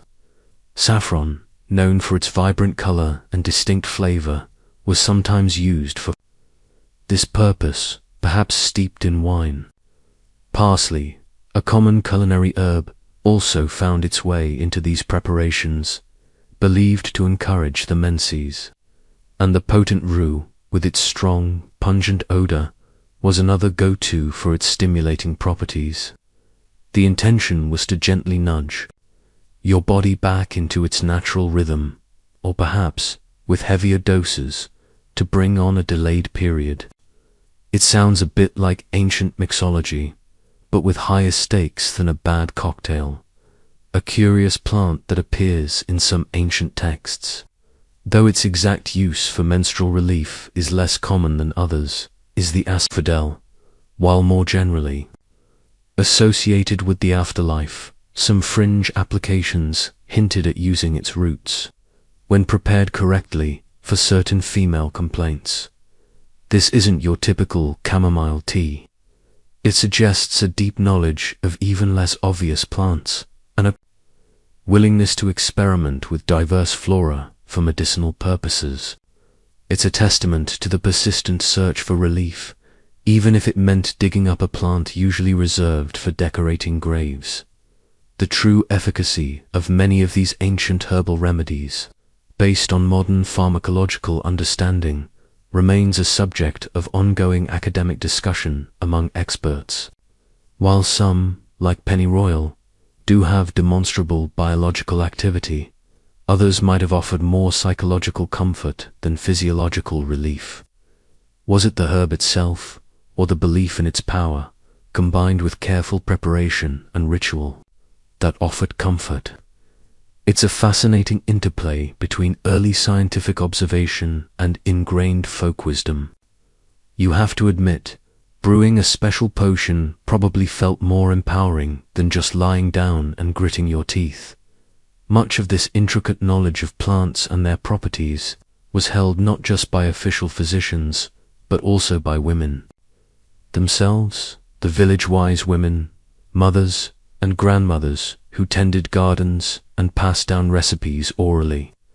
They were the unsung pharmacologists of their era, ensuring that the legacy of natural healing continued. This female expertise was vital for managing monthly symptoms, offering a natural and accessible alternative to more formal and often male-dominated medical interventions. So, as you breathe in the imagined scents of ancient Greek gardens and kitchens, filled with herbs both common and curious. You gain a deeper appreciation for the resourceful ways women sought to alleviate their discomfort and regulate their bodies. It was a daily act of self-care, steeped in tradition and nature's bounty, and with the remedies taken, both internally and externally, let's now turn our attention to another crucial aspect of their self-care, the practice of bathing, and its role in hygiene and health. You've just explored the fascinating realm of herbal concoctions, a potent blend of nature's bounty and ancient wisdom designed to soothe discomfort and regulate cycles. Now, as the soft, ethereal light of this historical dreamscape deepens, your thoughts turn to something far more fundamental, something that touches on both personal comfort and ritual purity, the everyday practice of baths, hygiene, and health in ancient Greece, especially how it intersected with a woman's monthly flow. It's a foundational aspect of Greek daily life that personal cleanliness was valued, not just for health, but also as a social custom. Mainstream scholarship confirms that Greeks engaged in various forms of bathing. However, for women, particularly in city-states like Athens, the idea of bustling public bathhouses, like those Roman ones you might be picturing, was far less common. Most daily hygiene for women, especially for intimate matters like menstruation, would have occurred privately within the home. This meant using basins, sponges, and whatever limited running water might have been available, often collected from a fountain or drawn from a well. It was a more personal, quiet ritual, tucked away from public view. Consider the practicalities of maintaining hygiene during a period with these ancient limitations. You've already learned about the cloth pads and primitive tampons. Now think about the need for frequent washing, not just of the absorbent materials, but of the body itself. This would have been a constant, meticulous process.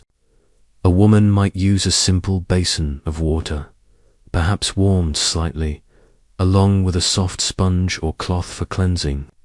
Unlike today's instant showers, every drop of water used for personal hygiene was a precious commodity, requiring effort to procure and dispose of. It's enough to make you grateful for every single turn of your modern faucet, isn't it? A curious hygiene tool from ancient Greek life, often overlooked, was the strigil, while primarily associated with male athletes, and public baths for scraping off oil and sweat. Simpler versions might have been used by women, perhaps even for gentler cleansing of the skin. Think of it as an ancient, slightly more aggressive loofah. Along with water, women might have used ashes or natural soaps made from olive oil and lye to assist in cleansing.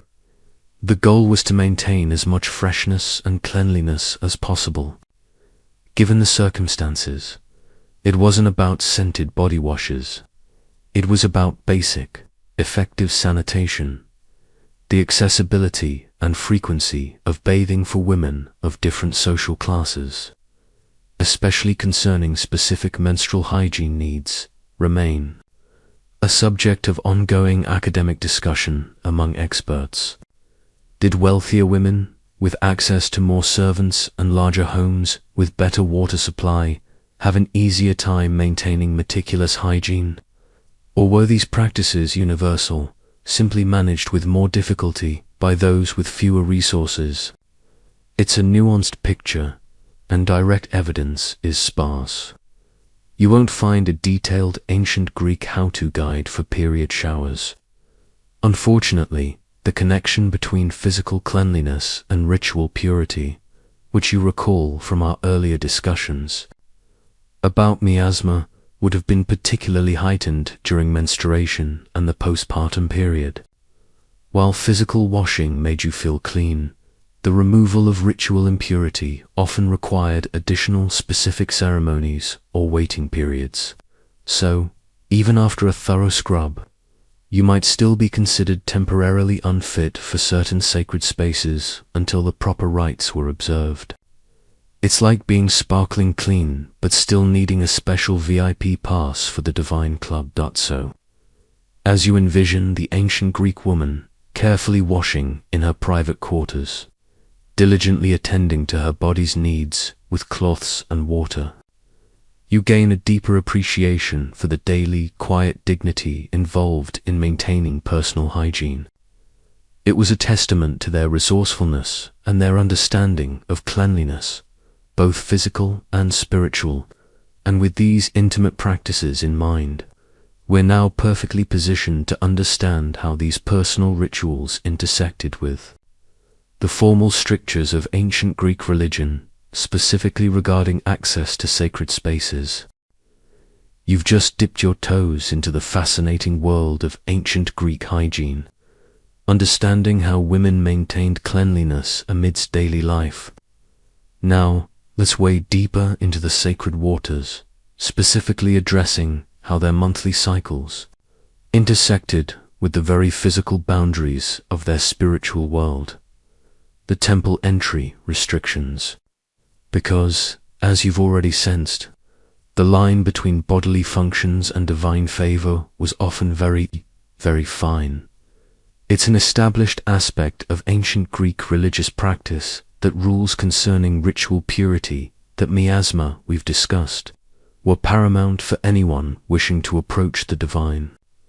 Mainstream scholarship confirms that specific guidelines, often quite strict, typically prohibited menstruating women from entering certain temples or sacred precincts. This wasn't about personal condemnation of the woman, but rather an imperative to protect the sanctity of the divine space and its objects from what was perceived as a temporary state of ritual pollution. Imagine a temple as a pristine, divine operating room.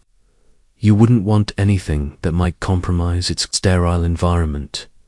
These restrictions were particularly relevant for major cult centers, inner sanctums of temples, or during significant public sacrifices. You couldn't just wander into the most sacred part of the Parthenon if you were in the midst of your cycle. It was an unspoken, yet understood, boundary. The gods, it seemed, had very clear preferences about who could get close. And when, it's like a very exclusive VIP lounge, but the entry requirements were entirely biological, not financial. A curious exception or nuance to these general rules occasionally appears in historical records, particularly concerning certain female-centric cults or mystery rites. While overall restrictions applied, there are hints that some cults, perhaps those dedicated to deities associated with fertility or the underworld like Demeter and Persephone, might have had different or even inverted purity requirements, where certain bodily fluids, under very specific ritual circumstances, were not seen as defiling. It suggests that not all gods or goddesses had the same cleanliness clause in their divine contracts. Perhaps some deities were a bit more earthy. The practical impact of these restrictions on women's religious lives and their sense of belonging within the community remains a subject of ongoing academic discussion among experts. Was this a truly exclusionary practice that marginalized women from public worship, or was it a minor, temporary inconvenience that women easily navigated through self-regulation and alternative forms of devotion? Since these rules were primarily enforced by personal adherence to known customs rather than constant supervision, women themselves would often make the decision to abstain. You wouldn't want to accidentally upset a deity, after all, especially one who controls your olive harvest. It's a gamble you probably wouldn't take. This self-regulation was key. You wouldn't find a temple guard checking your menstrual calendar at the door. Instead, it was an internalized understanding a shared knowledge among women that certain times meant stepping back from the most sacred interactions. It's a testament to the deep integration of religious beliefs into their daily lives, where even a biological process dictated access to the divine.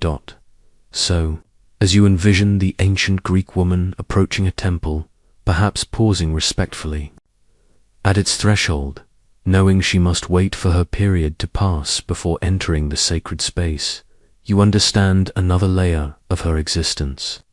Her body, in its natural rhythms, dictated not just her physical comfort, but also her spiritual access. It was a world where the personal was inextricably linked to the divine, and where every bodily function carried profound significance. And with the understanding of these cyclical boundaries in mind, we'll now move forward in time to consider the natural conclusion of these fertile years, menopause, and the aging woman in ancient Greece. You've just gained insight into the precise, sometimes rigid, rules that governed a menstruating woman's access to sacred spaces. Now, as our journey through ancient Greek female life continues, we move forward in time, past the fertile years and their associated rhythms, to a natural and inevitable transition, menopause and aging. For the ancient Greek woman, this wasn't just a biological shift. It marked a profound redefinition of her role, her body, and her place within society.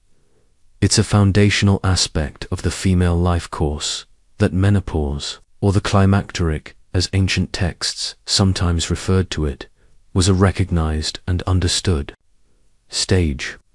Mainstream scholarship confirms that it was primarily seen as the definitive end of a woman's fertility, marking the cessation of her reproductive capacity. This was significant in a society that so heavily valued procreation and the continuation of the family line.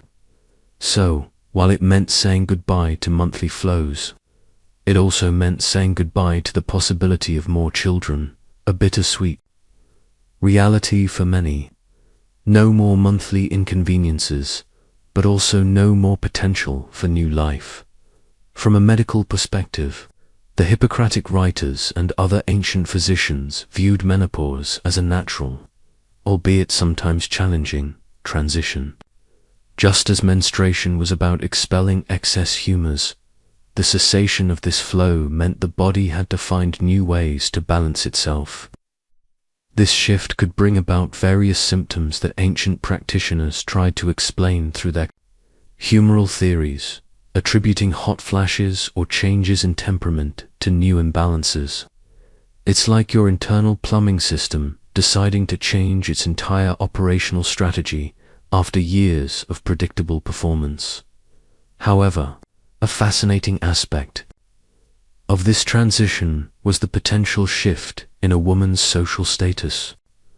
Once a woman passed the age of childbearing, she often gained a new kind of authority and respect, particularly within the domestic sphere and in certain ritual roles. She was no longer subject to the perceived ritual impurity of menstruation or the dangers of childbirth. This freedom from reproductive concerns, particularly from the periodic miasma, could open up new avenues for her.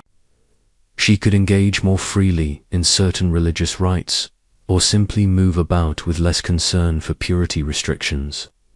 It's like finally getting your golden ticket to the adult section of the sacred amusement park. A curious social custom often inferred from historical accounts is that postmenopausal women, particularly older matrons, sometimes took on more prominent roles in advising younger women on household management, child rearing, and even romantic relationships.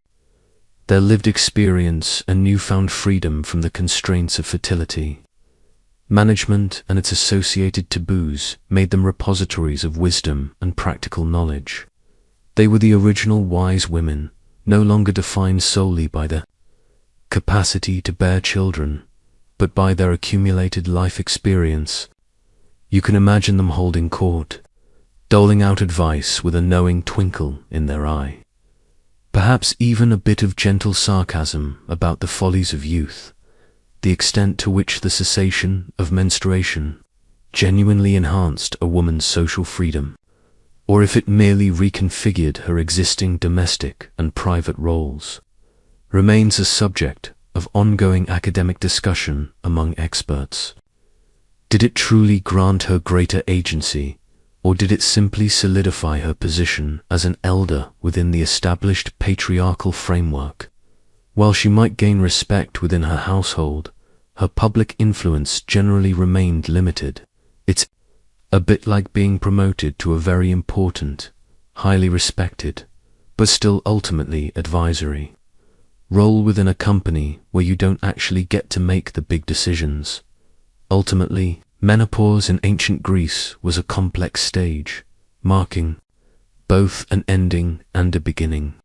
It freed women from the physical and ritual demands of their fertile years, often granting them a new kind of wisdom and a respected place as elders within their families and communities. It was a natural progression, acknowledged and integrated into the broader tapestry of life, transforming the woman from a potential mother to a revered matriarch. And from this vantage point of dignified elderhood, we now must turn our gaze to a starkly different reality: the harsh, unyielding lives of enslaved women and how they navigated their monthly cycles. You've just glimpsed the dignified transition of women into respected elders after menopause, a journey of changing status and newfound freedoms. But now, as the gentle ASMR hum of our narrative takes a somber turn, you're confronted with a stark and profoundly different reality of ancient Greek life, the slaves' menstrual lives. For these women, often nameless in the annals of history, the monthly cycle was not merely a discomfort or a matter of ritual purity. It was another cruel layer in an existence defined by relentless labor, minimal privacy, and a tragic lack of resources. It's a foundational truth of ancient Greek society that slavery was ubiquitous. Mainstream scholarship confirms that enslaved individuals performed a vast array of tasks, from grueling agricultural labor and dangerous mining work to demanding domestic chores. And just like free women, enslaved women, regardless of their brutal circumstances, experienced menstruation. Yet, for them, this natural bodily function transformed into an immense, often unmanageable, burden. The critical challenges were immediate and profound. There was minimal to no privacy for hygiene, a drastic scarcity of absorbent materials, and absolutely no time for self-care or rest. Consider the sheer physical demands of their daily existence. If you were an enslaved woman toiling in the fields under the scorching sun, or deep within a silver mine, the onset of your period meant continuing arduous labor with excruciating cramps and unrelenting fatigue. Forget about discreetly managing your flow with neatly folded linen. You were likely making do with whatever scraps of worn fabric could be found, if anything at all. The very idea of washing these materials frequently, or having a private moment to change, seems an impossible luxury in such circumstances. It's hard enough to face Monday morning, let alone a monthly internal battle while being forced to work all day. A grim detail that emerges from the study of ancient slave conditions highlights the complete disregard for their basic bodily needs. Unlike free women who, however subtly, observed certain purities or discretions, enslaved women were often denied even the most fundamental changes of clothes or opportunities for thorough cleansing. This meant enduring days of discomfort, potential leakage, and the heightened risk of infection, all while being compelled to continue their demanding tasks without respite. It's a stark reminder of the dehumanizing nature of their existence, where even a basic biological function became a source of protracted suffering. the extent to which slave owners provided or failed to provide for the basic health and hygiene needs of enslaved women, and how this directly impacted their daily lives and overall health, remains a subject of ongoing academic discussion among experts. While some pragmatic owners might have seen minimal provisions as a way to maintain productivity, many likely offered nothing beyond the bare minimum for survival. The evidence is scarce, as the voices of enslaved people are largely absent from the historical record, leaving us to infer their struggles from oblique references and archaeological context. You won't find a slave owner's ledger detailing their provision of phyllokia, that's for sure. Beyond the physical hardship, there was the constant vulnerability of their reproductive bodies. Menstruation signaled fertility, and for many enslaved women, their bodies were not their own. They could be forced into sexual servitude or used for breeding to produce more slaves, a cruel perpetuation of their bondage. Their periods, therefore, were not just a personal matter, but a constant reminder of their value as reproductive commodities to their owners. It's a layer of exploitation that adds profound bleakness to an already dark picture. So, as you reflect on the silent, profound suffering of enslaved women grappling with their monthly cycles, you gain a harrowing understanding of the vast disparities in ancient Greek society. Their resilience, born out of sheer necessity, underscores the immense human capacity for endurance, even in the most inhumane conditions. It's a stark contrast to the structured, if restrictive, lives of free women. And with this sobering image etched in your mind, let's pivot now to another, very different, yet equally unique female experience in ancient Greece, the structured and often rigorous training of Spartan women. You've just grappled with the harsh, invisible struggles of enslaved women, a stark reminder of human cruelty. Now, your mental landscape shifts dramatically from the oppressive shadows of forced labor to the sun-drenched, disciplined training grounds of Sparta. Here, in this unique Greek city-state, the societal norms for women diverged wildly from their Athenian counterparts, and this singular focus on physical prowess undoubtedly influenced the views, or at least the practical management, of the female cycle. It's a foundational truth of ancient history that Sparta was an anomaly among Greek city-states. Mainstream scholarship confirms that physical fitness for Spartan women was not just encouraged, it was explicitly mandated by the state. The goal was to produce strong, healthy mothers who would, in turn, bear robust future soldiers for Sparta. This meant girls and young women engaged in rigorous athletic training, running, wrestling, discus throwing, and javelin, often in public and with less restrictive clothing than in other Greek palaeus. Imagine the sheer contrast from the secluded Athenian home to the Spartan agode for girls, where discomfort was just another part of the training regimen. The intense physical training itself would have had a profound impact on their menstrual cycles. As you recall from our discussion about female athletes, strenuous activity often leads to amenorrhea, the temporary cessation of periods. For a Spartan woman engaged in constant physical conditioning, a delayed or absent period might have been a common occurrence, perhaps even seen as a convenient side effect rather than a medical concern. Less bleeding, less interruption to training, more focus on the collective goal of Spartan strength. You might even argue it was an early form of period delaying by brute force, rather than medication. Unlike the discretion valued in Athens, Sparta's more open attitude towards female nudity and physical training might have extended, however subtly, to their approach to bodily functions. While certainly not discussed at length, the emphasis on the healthy, functioning body for the good of the state meant that practical matters were likely addressed with less fuss or embarrassment than elsewhere.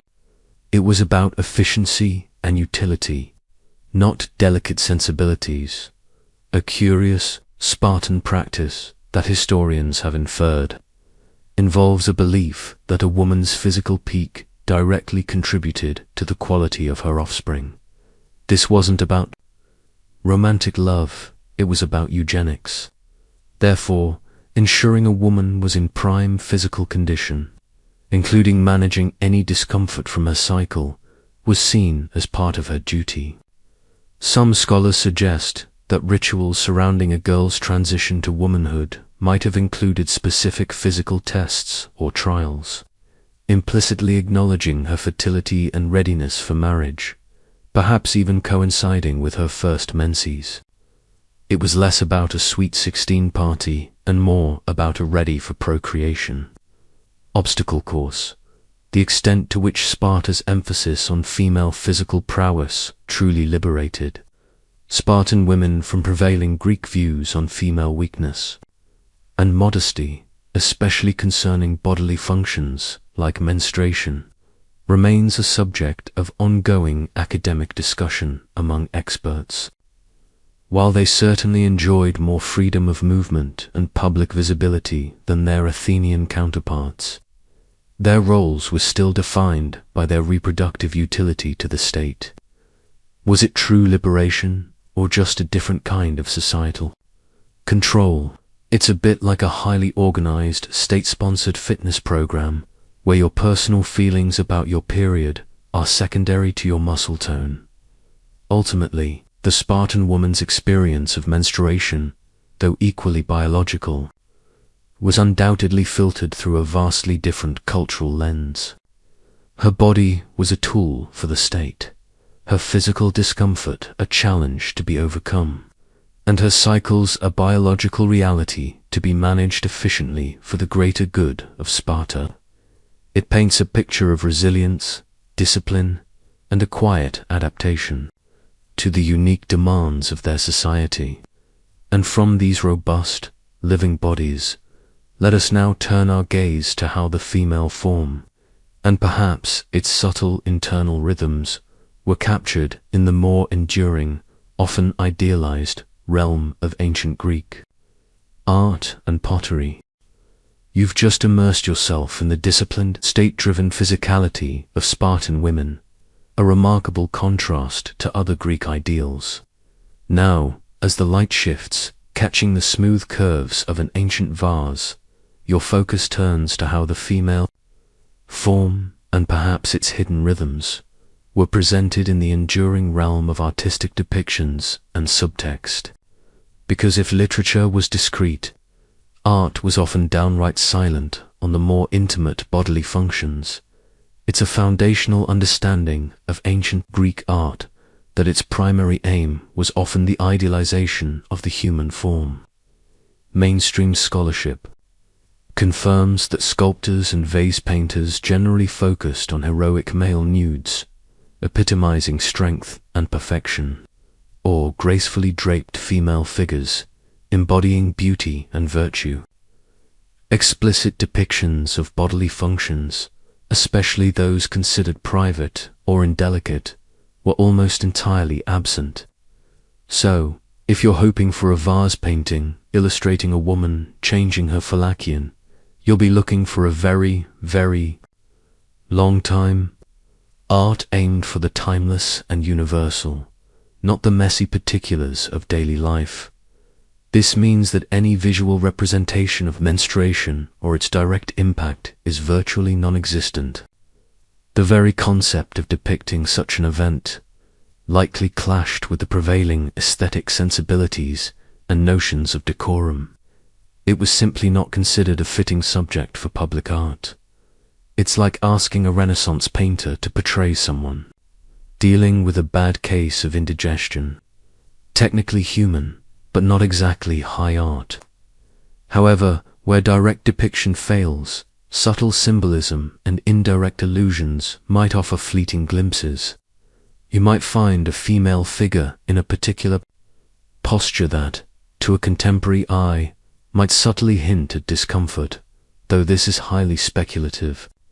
More plausibly, some scholars interpret certain symbols on pottery associated with female life, fertility, or even lunar cycles as carrying an underlying implicit connection to menstruation.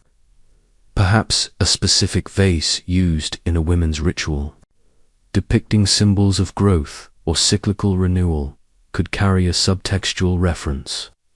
It's a game of ancient Pictionary, but with very abstract clues.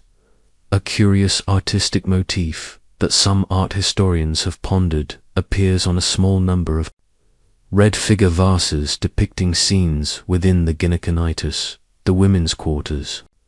While not showing menstruation directly, these scenes sometimes feature women engaged in very domestic, private activities, occasionally involving cloths or containers that could be interpreted as having a double meaning related to hygiene without being explicit. It's a tantalizingly vague detail, almost a visual whisper. You're not seeing the event, but you're getting a hint about the private objects used to manage it, a kind of artistic don't ask, don't tell. The scarcity of direct depictions and the reliance on subtle allusions remain a subject of ongoing academic discussion among experts. Does this absence signify a true societal taboo against visual representation of menstruation, reflecting deep-seated discomfort? Or does it simply indicate a prioritization of other artistic themes and conventions, where the ideal body, rather than its temporary biological states, was the focus? It's a bit like trying to infer how often ancient Greeks blinked from their statues. The art simply wasn't designed to convey that level of detail. Ultimately, while ancient Greek art celebrated the human form in its idealized perfection, it largely bypassed the very human, very real experience of menstruation. It chose to focus on the eternal rather than the ephemeral, the heroic rather than the mundane. But even in its silence, its very omission speaks volumes, reinforcing the private, discreet nature of this aspect of female life. And with the visual world now explored, we turn to the direct, often uncomfortable, conversations women had about their bodies with those who claimed to understand them best, the physicians. You've just navigated the subtle silences and veiled symbols of ancient Greek art, understanding how modesty shaped what was seen. Now, as the scent of burning incense from a nearby temple fades, your focus shifts to a more direct, yet often delicate interaction. The physician-patient dynamics between women and the Greek healers of their time, particularly concerning gynecological and menstrual issues. Because when those remedies and charms weren't quite doing the trick, sometimes you needed a professional. It's a foundational understanding of ancient Greek society that illness and bodily concerns led people to consult physicians, and women were no exception. Mainstream scholarship confirms that women did indeed seek out the expertise of these healers for a range of gynecological issues, including menstrual irregularities, pain, and difficulties with conception or childbirth. However, the vast majority of these formal physicians were male. This immediately sets up a dynamic fraught with potential challenges. A male physician, often a stranger, attempting to understand the intimate bodily experiences of a female patient in a society that valued female modesty. Consider the inherent difficulties in such a consultation. Direct physical examination, particularly of internal organs, would have been extremely limited, if not entirely avoided, due to strict social norms of modesty. Physicians often relied heavily on the patient's verbal descriptions of symptoms, or, more likely, on second-hand accounts provided by female relatives or enslaved attendants. It's like trying to fix a leaky faucet based solely on a neighbor's vague description. without ever actually seeing the leak. The potential for miscommunication or incomplete information was, shall we say, rather high.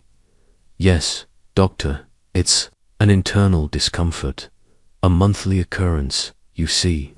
A typical consultation might have involved the physician asking about the patient's diet, lifestyle, and a very detailed account of her flows. Based on this information, and always through the lens of humoral theory, he would then diagnose an imbalance and prescribe remedies, which could range from specific herbal concoctions like those you've heard about to changes in diet, exercise, or even therapeutic baths. The focus was always on restoring balance, a curious medical treatment from some ancient texts, particularly for issues perceived as stemming from a wandering uterus, a Platonic idea that lingered, involved fumigations. The idea was to draw the errant uterus back to its proper place by creating pleasant or foul smells near different parts of the body. If your uterus was thought to have wandered up, they might burn strong-smelling substances near your nose and pleasant ones near your lower body. If it wandered down, they'd reverse the tactic. It sounds less like medicine and more like an attempt to lure a mischievous pet with bait. Come on out, little uterus. Here's some delightful incense. The extent to which women felt empowered to openly discuss their symptoms with these male physicians, and whether female healers who likely existed in informal roles but left far fewer written records, provided a more accessible or empathetic alternative, remains a subject of ongoing academic discussion among experts. While formal medical texts are almost exclusively muted, it's highly probable that midwives and experienced older women served as primary healthcare providers for many common female ailments, fostering a greater sense of trust and understanding within their own gendered spaces. You can imagine the sigh of relief a woman might feel talking to another woman who actually understood what a cramp felt like. Ultimately, navigating the medical landscape of ancient Greece as a woman was a complex dance of modesty, necessity, and trust. Despite the limitations and occasionally bizarre theories, women sought help, demonstrating a clear desire for relief and health. These interactions, however filtered through male perspectives, offer another valuable glimpse into the daily realities and challenges of female life in the ancient world. And from the consultations in the physician's study, we now turn to an even more fundamental aspect of daily life that subtly influenced their health: what they ate and believed about it. You've just exited the physician's study, having navigated the intricate, sometimes awkward, dynamics of ancient Greek medical consultations. Now, your focus shifts to an equally vital, yet far more commonplace, aspect of daily life that subtly influenced women's health, their dietary influences and beliefs.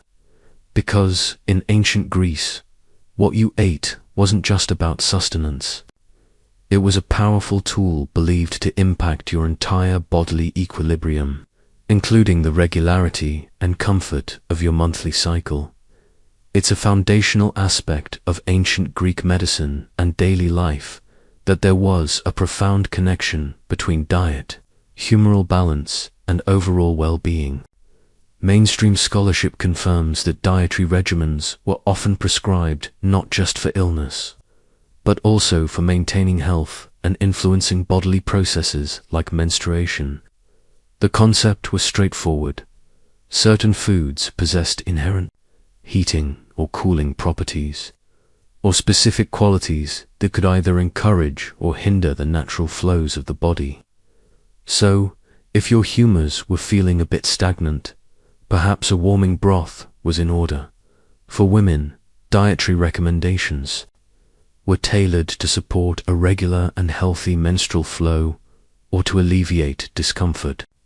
To encourage menses, for instance, women might be advised to consume foods perceived as hot or opening.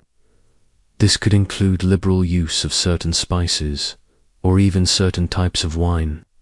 Conversely, to reduce excessive flow or to ease cramps, cooling or binding foods might be recommended, or those thought to soothe inflammation.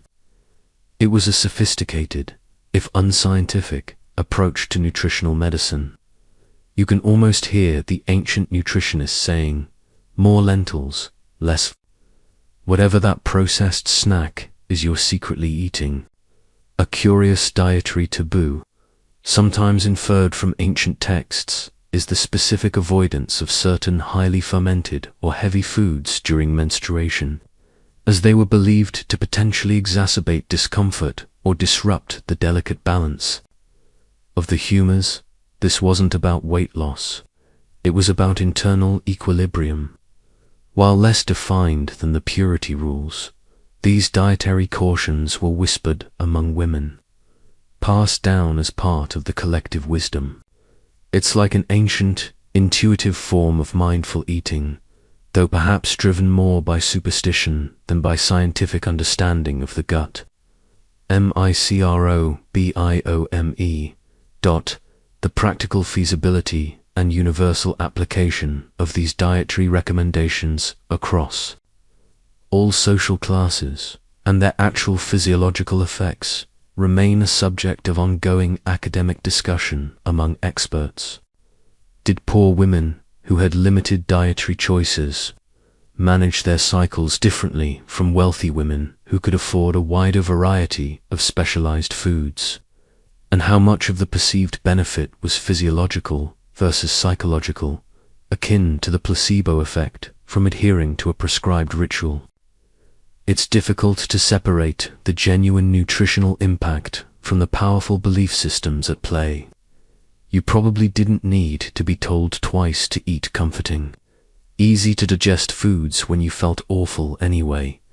Beyond specific foods, the general principles of moderation and balance in eating were emphasized for everyone, including women. Overindulgence or extremes in diet were thought to throw the body out of whack, leading to various ailments, including menstrual issues.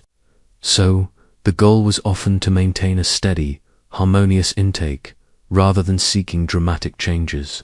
It was less about crash diets and more about a consistent, mindful approach to sustenance. Ultimately, the ancient Greeks believed that your plate was an extension of your pharmacy, and that careful eating could profoundly influence the subtle rhythms of the female body.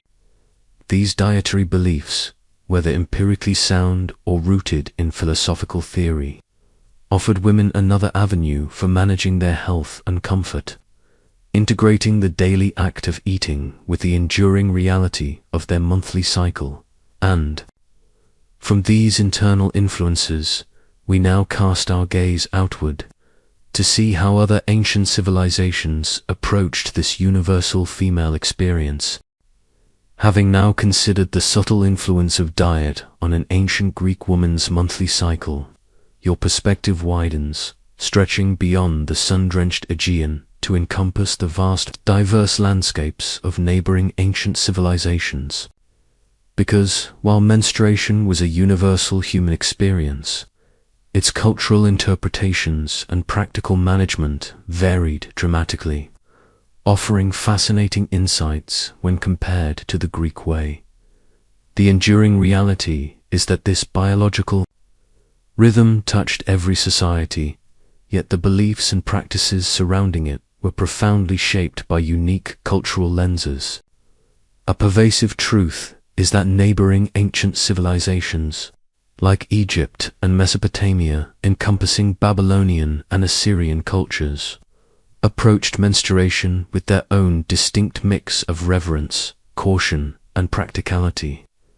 The contrasts, and sometimes surprising similarities, provide a richer tapestry of understanding. In ancient Egypt, for example, the Nile-fed lands gave rise to a civilization with a sophisticated medical tradition, parts of which often seem more detailed regarding practical hygiene. Their medical papyri discuss menstruation, often linking it to fertility and a woman's reproductive health. Evidence points to the use of softened plant fibers, possibly papyrus or linen, fashioned into absorbent materials, while they also had purity concerns, particularly for priests entering temples. The emphasis might have been slightly more pragmatic, focusing on medical management. It was less about wandering uteruses and more about keeping things flowing across the Fertile Crescent. In the kingdoms of Mesopotamia, beliefs surrounding menstruation often intertwined more directly with elaborate magical and astrological systems. Menstrual irregularities or severe discomfort might be attributed not just to humoral imbalances, but to demonic influences, curses, or divine displeasure. This led to a different set of remedies, often involving incantations, ritual, fumigations, and specific amulets designed to ward off malevolent spirits thought to interfere with the female body. It sounds like a monthly spiritual battle rather than just a physical one. You'd need an exorcist more often than a doctor. A notable difference in some Mesopotamian practices, compared to the more contained Greek rituals, involved more pronounced periods of isolation for menstruating women. Some texts suggest that women in certain periods might withdraw from communal spaces, or even from their marital beds, for specific durations, a practice rooted in strong ritual purity codes. This was a more explicit, publicly acknowledged form of separation than the subtle discretion often observed in Greece. It's like having a designated period hut, which might sound extreme, but at least everyone knew where you were. The transmission of medical and social ideas about menstruation between these ancient cultures, and whether they influenced each other or developed largely independently, is an ongoing academic exploration. Did Greek physicians borrow from Egyptian medical papyri? Did Mesopotamian magical remedies find their way into Greek folk practices? It's a complex web of cultural exchange and independent innovation, often obscured by the passage of millennia. The precise lines of influence are as tricky to trace as a whisper in a crowded marketplace. Despite these fascinating differences, underlying commonalities bound these cultures together in their approach to menstruation. All recognized its link to fertility. All wrestled with concepts of purity and defilement, and all, in their own unique ways, sought to manage the discomfort and implications of this fundamental biological process. Whether it was with linen rags in Athens, softened papyrus in Egypt, or protective incantations in Babylon, women across the ancient world shared a silent bond in navigating their monthly cycles. So, as you draw back from this grand tour of ancient gynecological practices, you appreciate the tapestry of human experience, woven with threads of common biology and diverse cultural interpretations. It reminds you that while times change, certain aspects of the human condition are truly timeless. And with these cross-cultural insights in mind, let's return to a more specific Greek practice that offered comfort and protection: the use of amulets.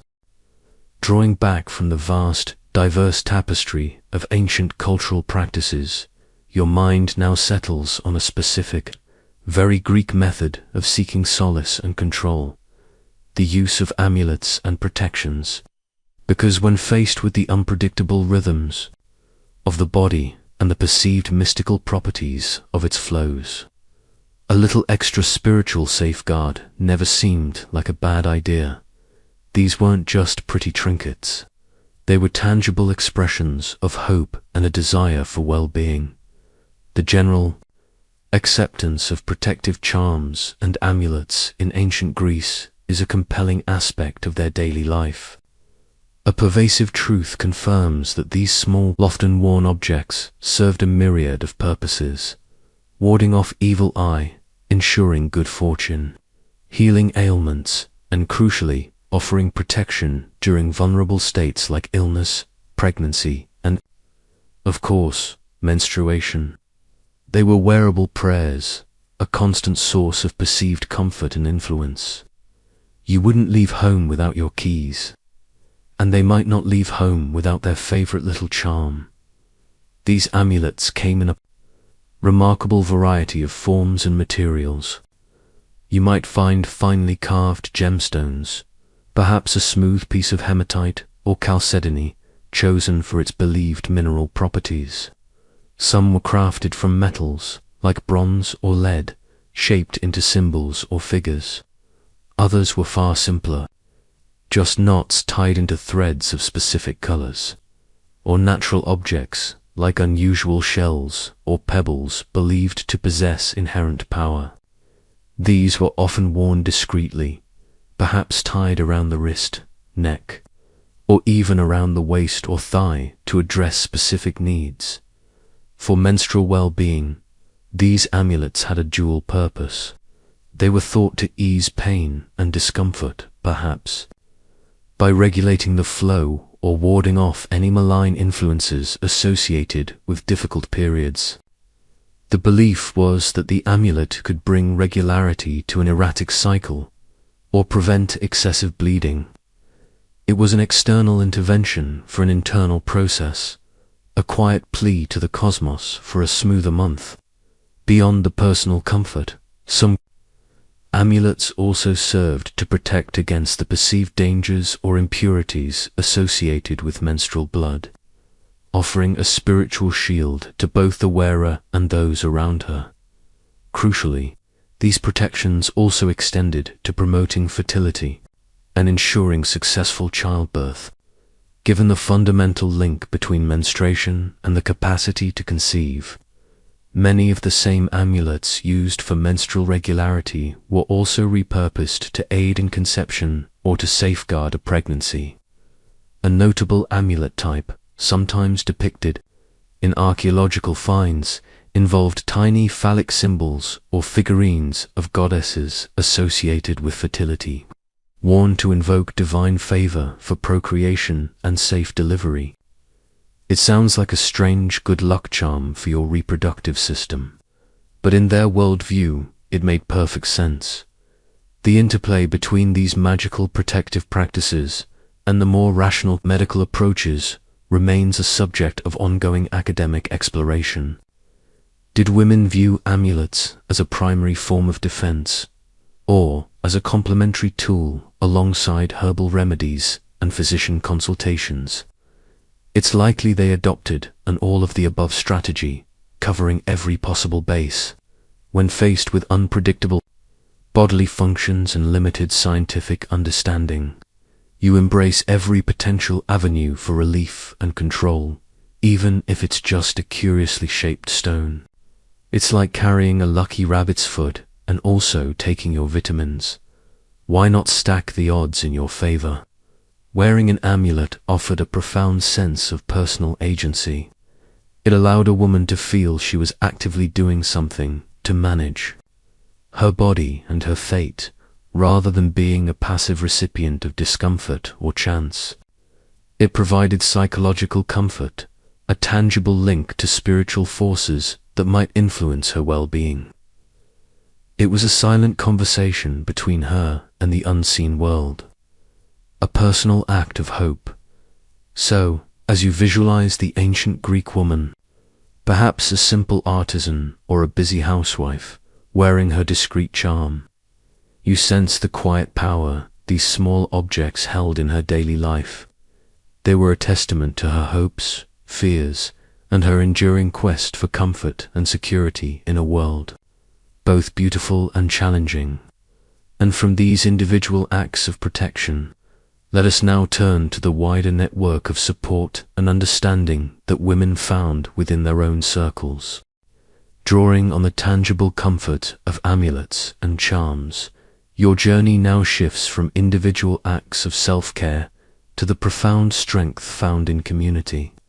You're entering the quieter, often unseen realms of women's spaces and solidarity in ancient Greece, because even in a society where women's public roles were limited, they created powerful networks of support and understanding, especially when it came to the shared, intimate experiences of their bodies. The importance of female ownership spaces is a compelling feature of ancient Greek life.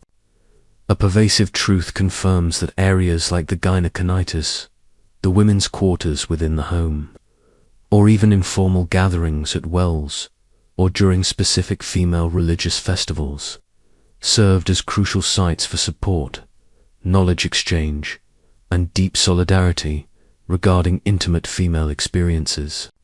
Here, away from the male gaze and patriarchal conventions, women could truly be themselves, sharing the burdens and mysteries of their unique biology without judgment. It was their sanctuary, their own version of a private club, complete with unwritten rules and shared secrets. Within these sanctuaries, a vibrant exchange of knowledge blossomed. Older women, drawing from a lifetime of personal experience, would share practical advice on managing hygiene during menstruation, passing down techniques for preparing absorbent cloths, or offering tried and true herbal remedies for discomfort. This was where intergenerational knowledge transfer truly occurred, a living curriculum passed from mother to daughter, from elder to younger, ensuring that essential wisdom survived without formal texts or male instruction.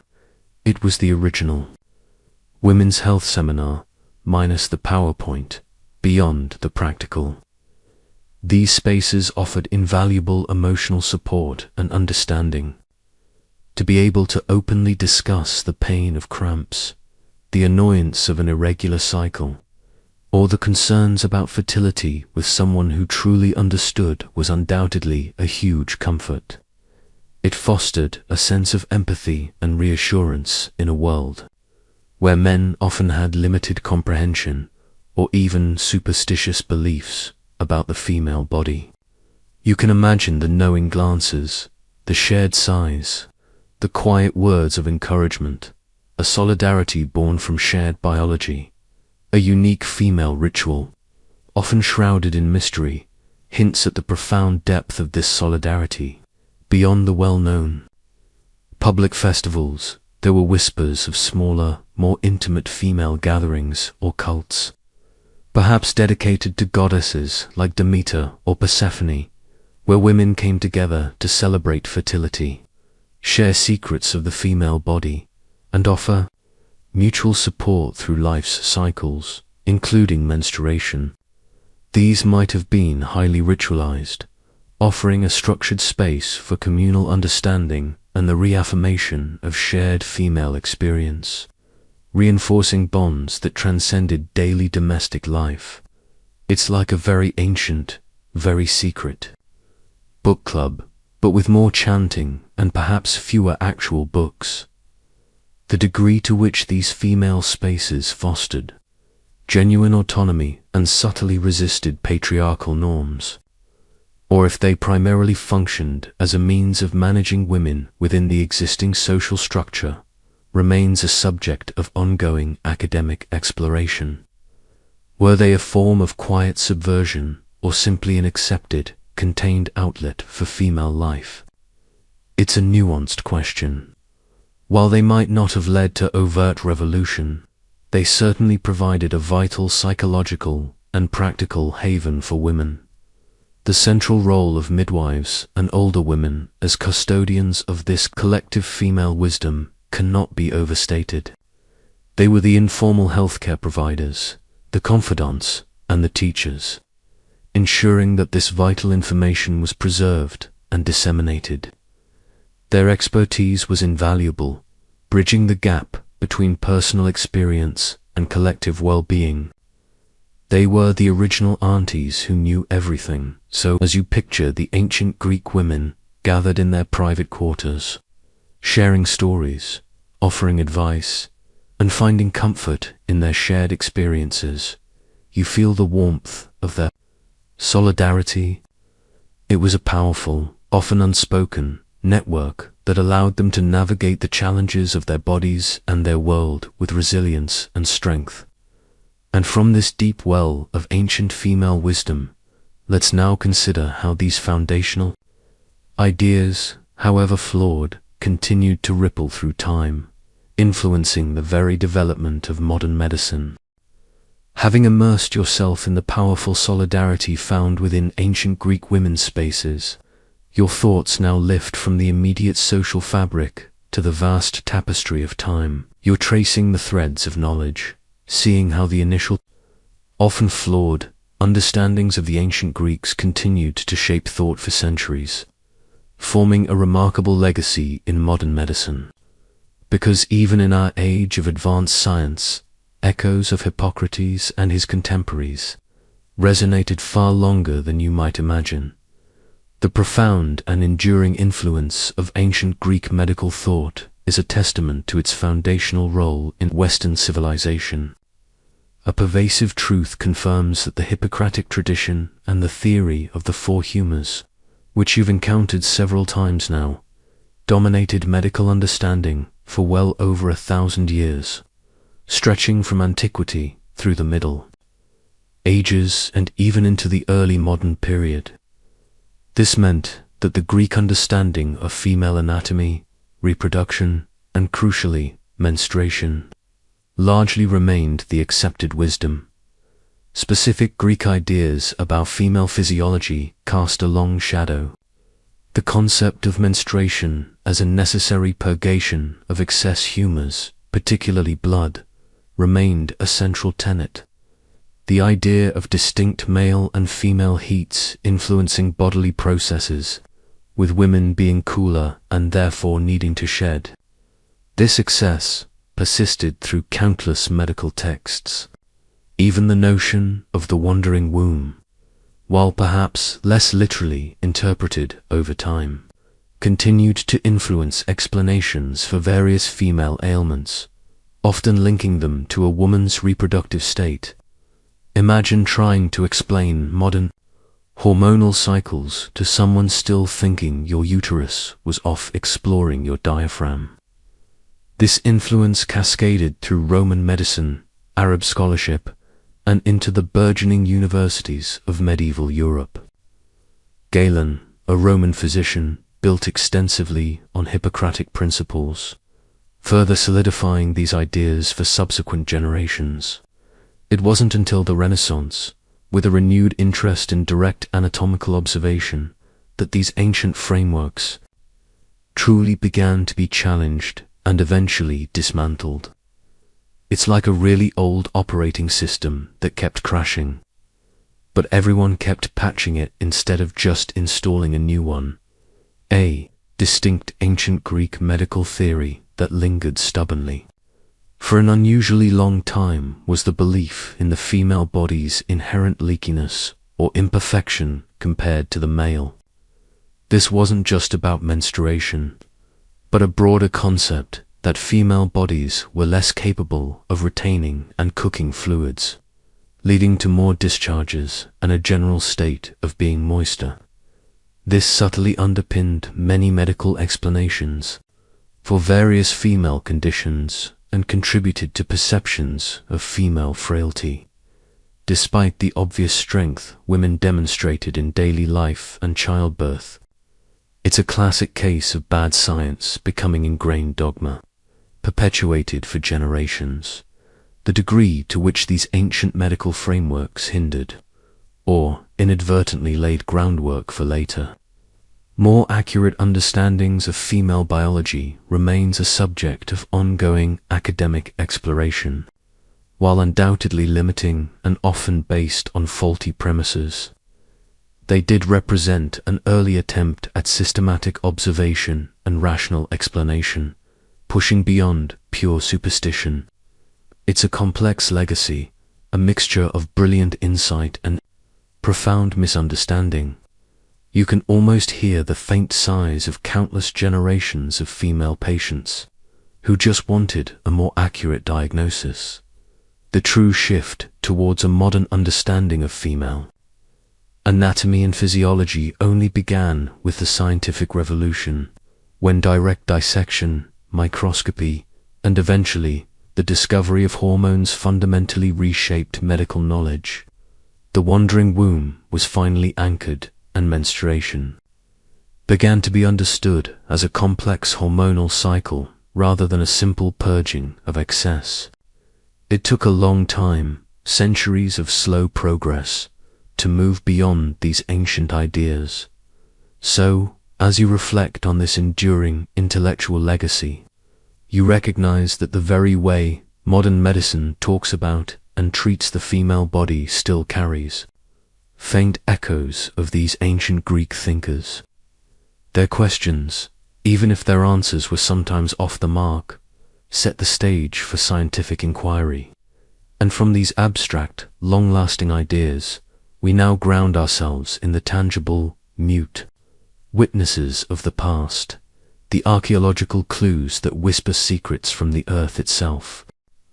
Having navigated the vast, enduring legacy of ancient Greek medical ideas, your focus now settles on something far more tangible, something that literally grounds our understanding of the past, the archaeological clues unveiled. Because while texts can tell us about theories and public life, the earth itself, when carefully excavated, often whispers the intimate secrets of daily existence, even about something as ephemeral as menstrual hygiene. The inherent challenge of archaeological evidence for such private matters is a pervasive truth. Absorbent materials like linen, wool, or papyrus, as you'll recall, are highly perishable. They rarely survive millennia of burial, especially in the relatively damp Mediterranean climate. So, you won't typically find perfectly preserved ancient tampons or sanitary pads neatly laid out in a museum exhibit.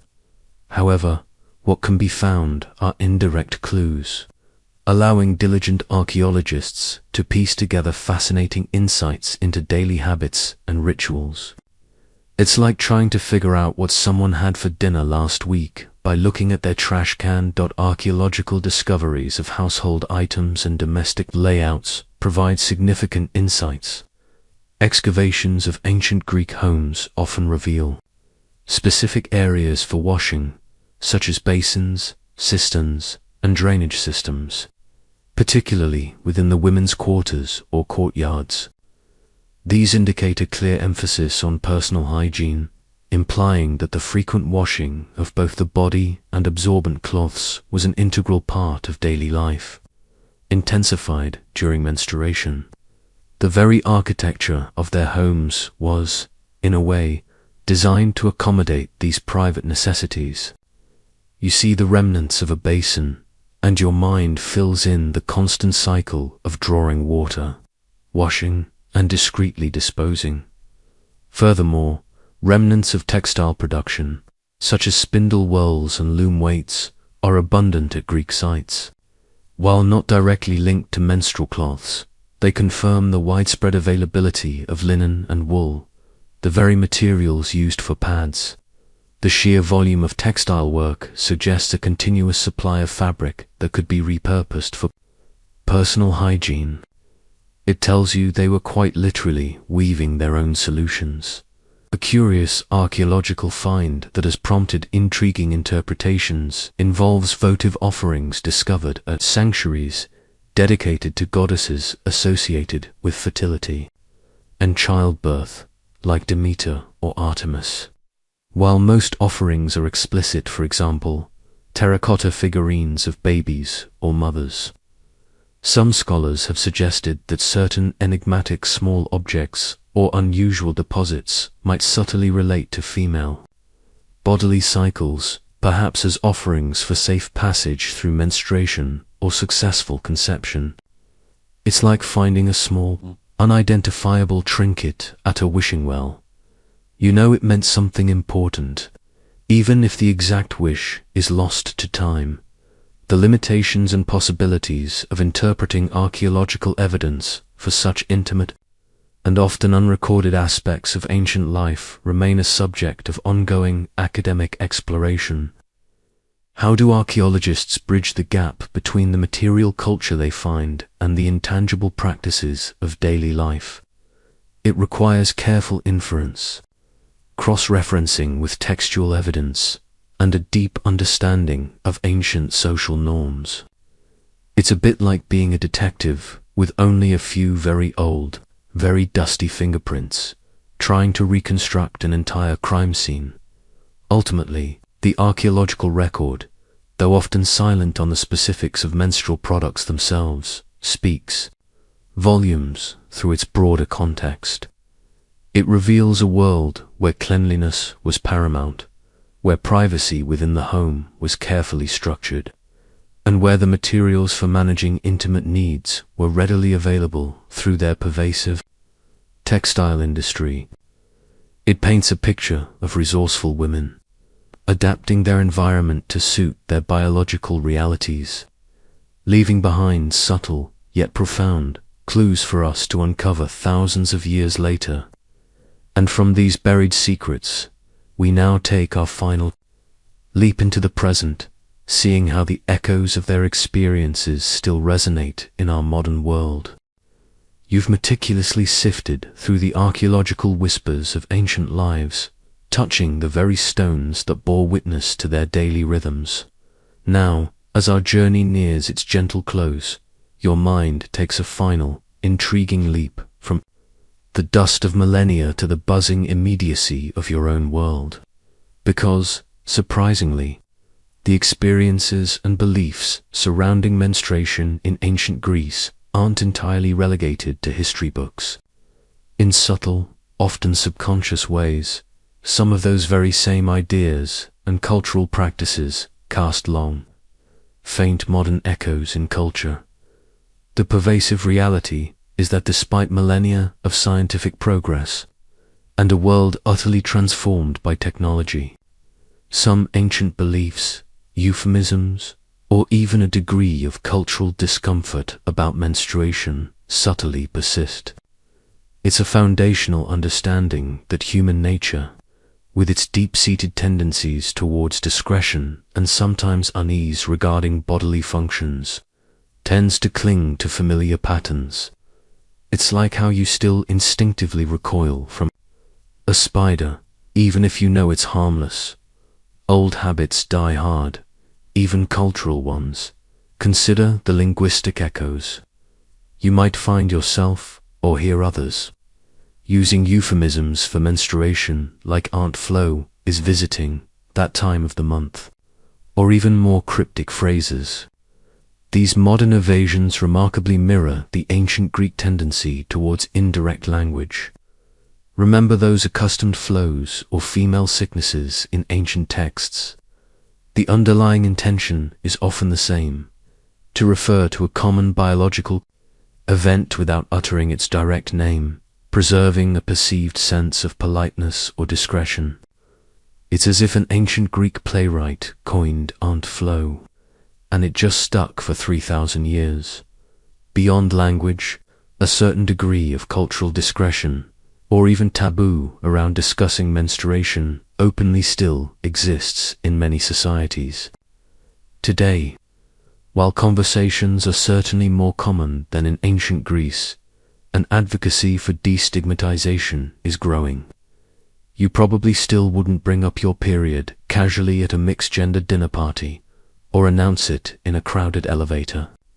This lingering sense of privacy, or mild awkwardness, echoes the ancient Greeks' preference for keeping such matters within the domestic sphere and female circles. It's like an inherited trait, but for social cues, a lingering folk belief that has perhaps a curious modern echo, revolves around the idea that certain actions or foods can influence menstrual comfort or flow. While no longer tied to humoral theory, you still encounter anecdotal advice or traditional remedies passed down, such as drinking certain teas for cramps or avoiding specific cold foods. While modern science can explain some of these effects, The underlying impulse to find natural ways to manage the cycle, rooted in observation and passed down knowledge, certainly resonates with ancient herbal practices. It's the same intention, just with better packaging now. The complex interplay of historical, cultural, and societal factors that contribute to the persistence of such attitudes, even in scientifically advanced societies, is a subject of ongoing academic exploration. Is it simply inertia, a habit passed down through generations? Or does it speak to deeper psychological discomforts that humanity, regardless of era, finds challenging to overcome?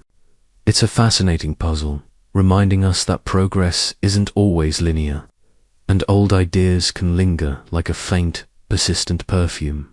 Of course, it's vital to acknowledge that modern society is also actively challenging and destigmatizing menstruation.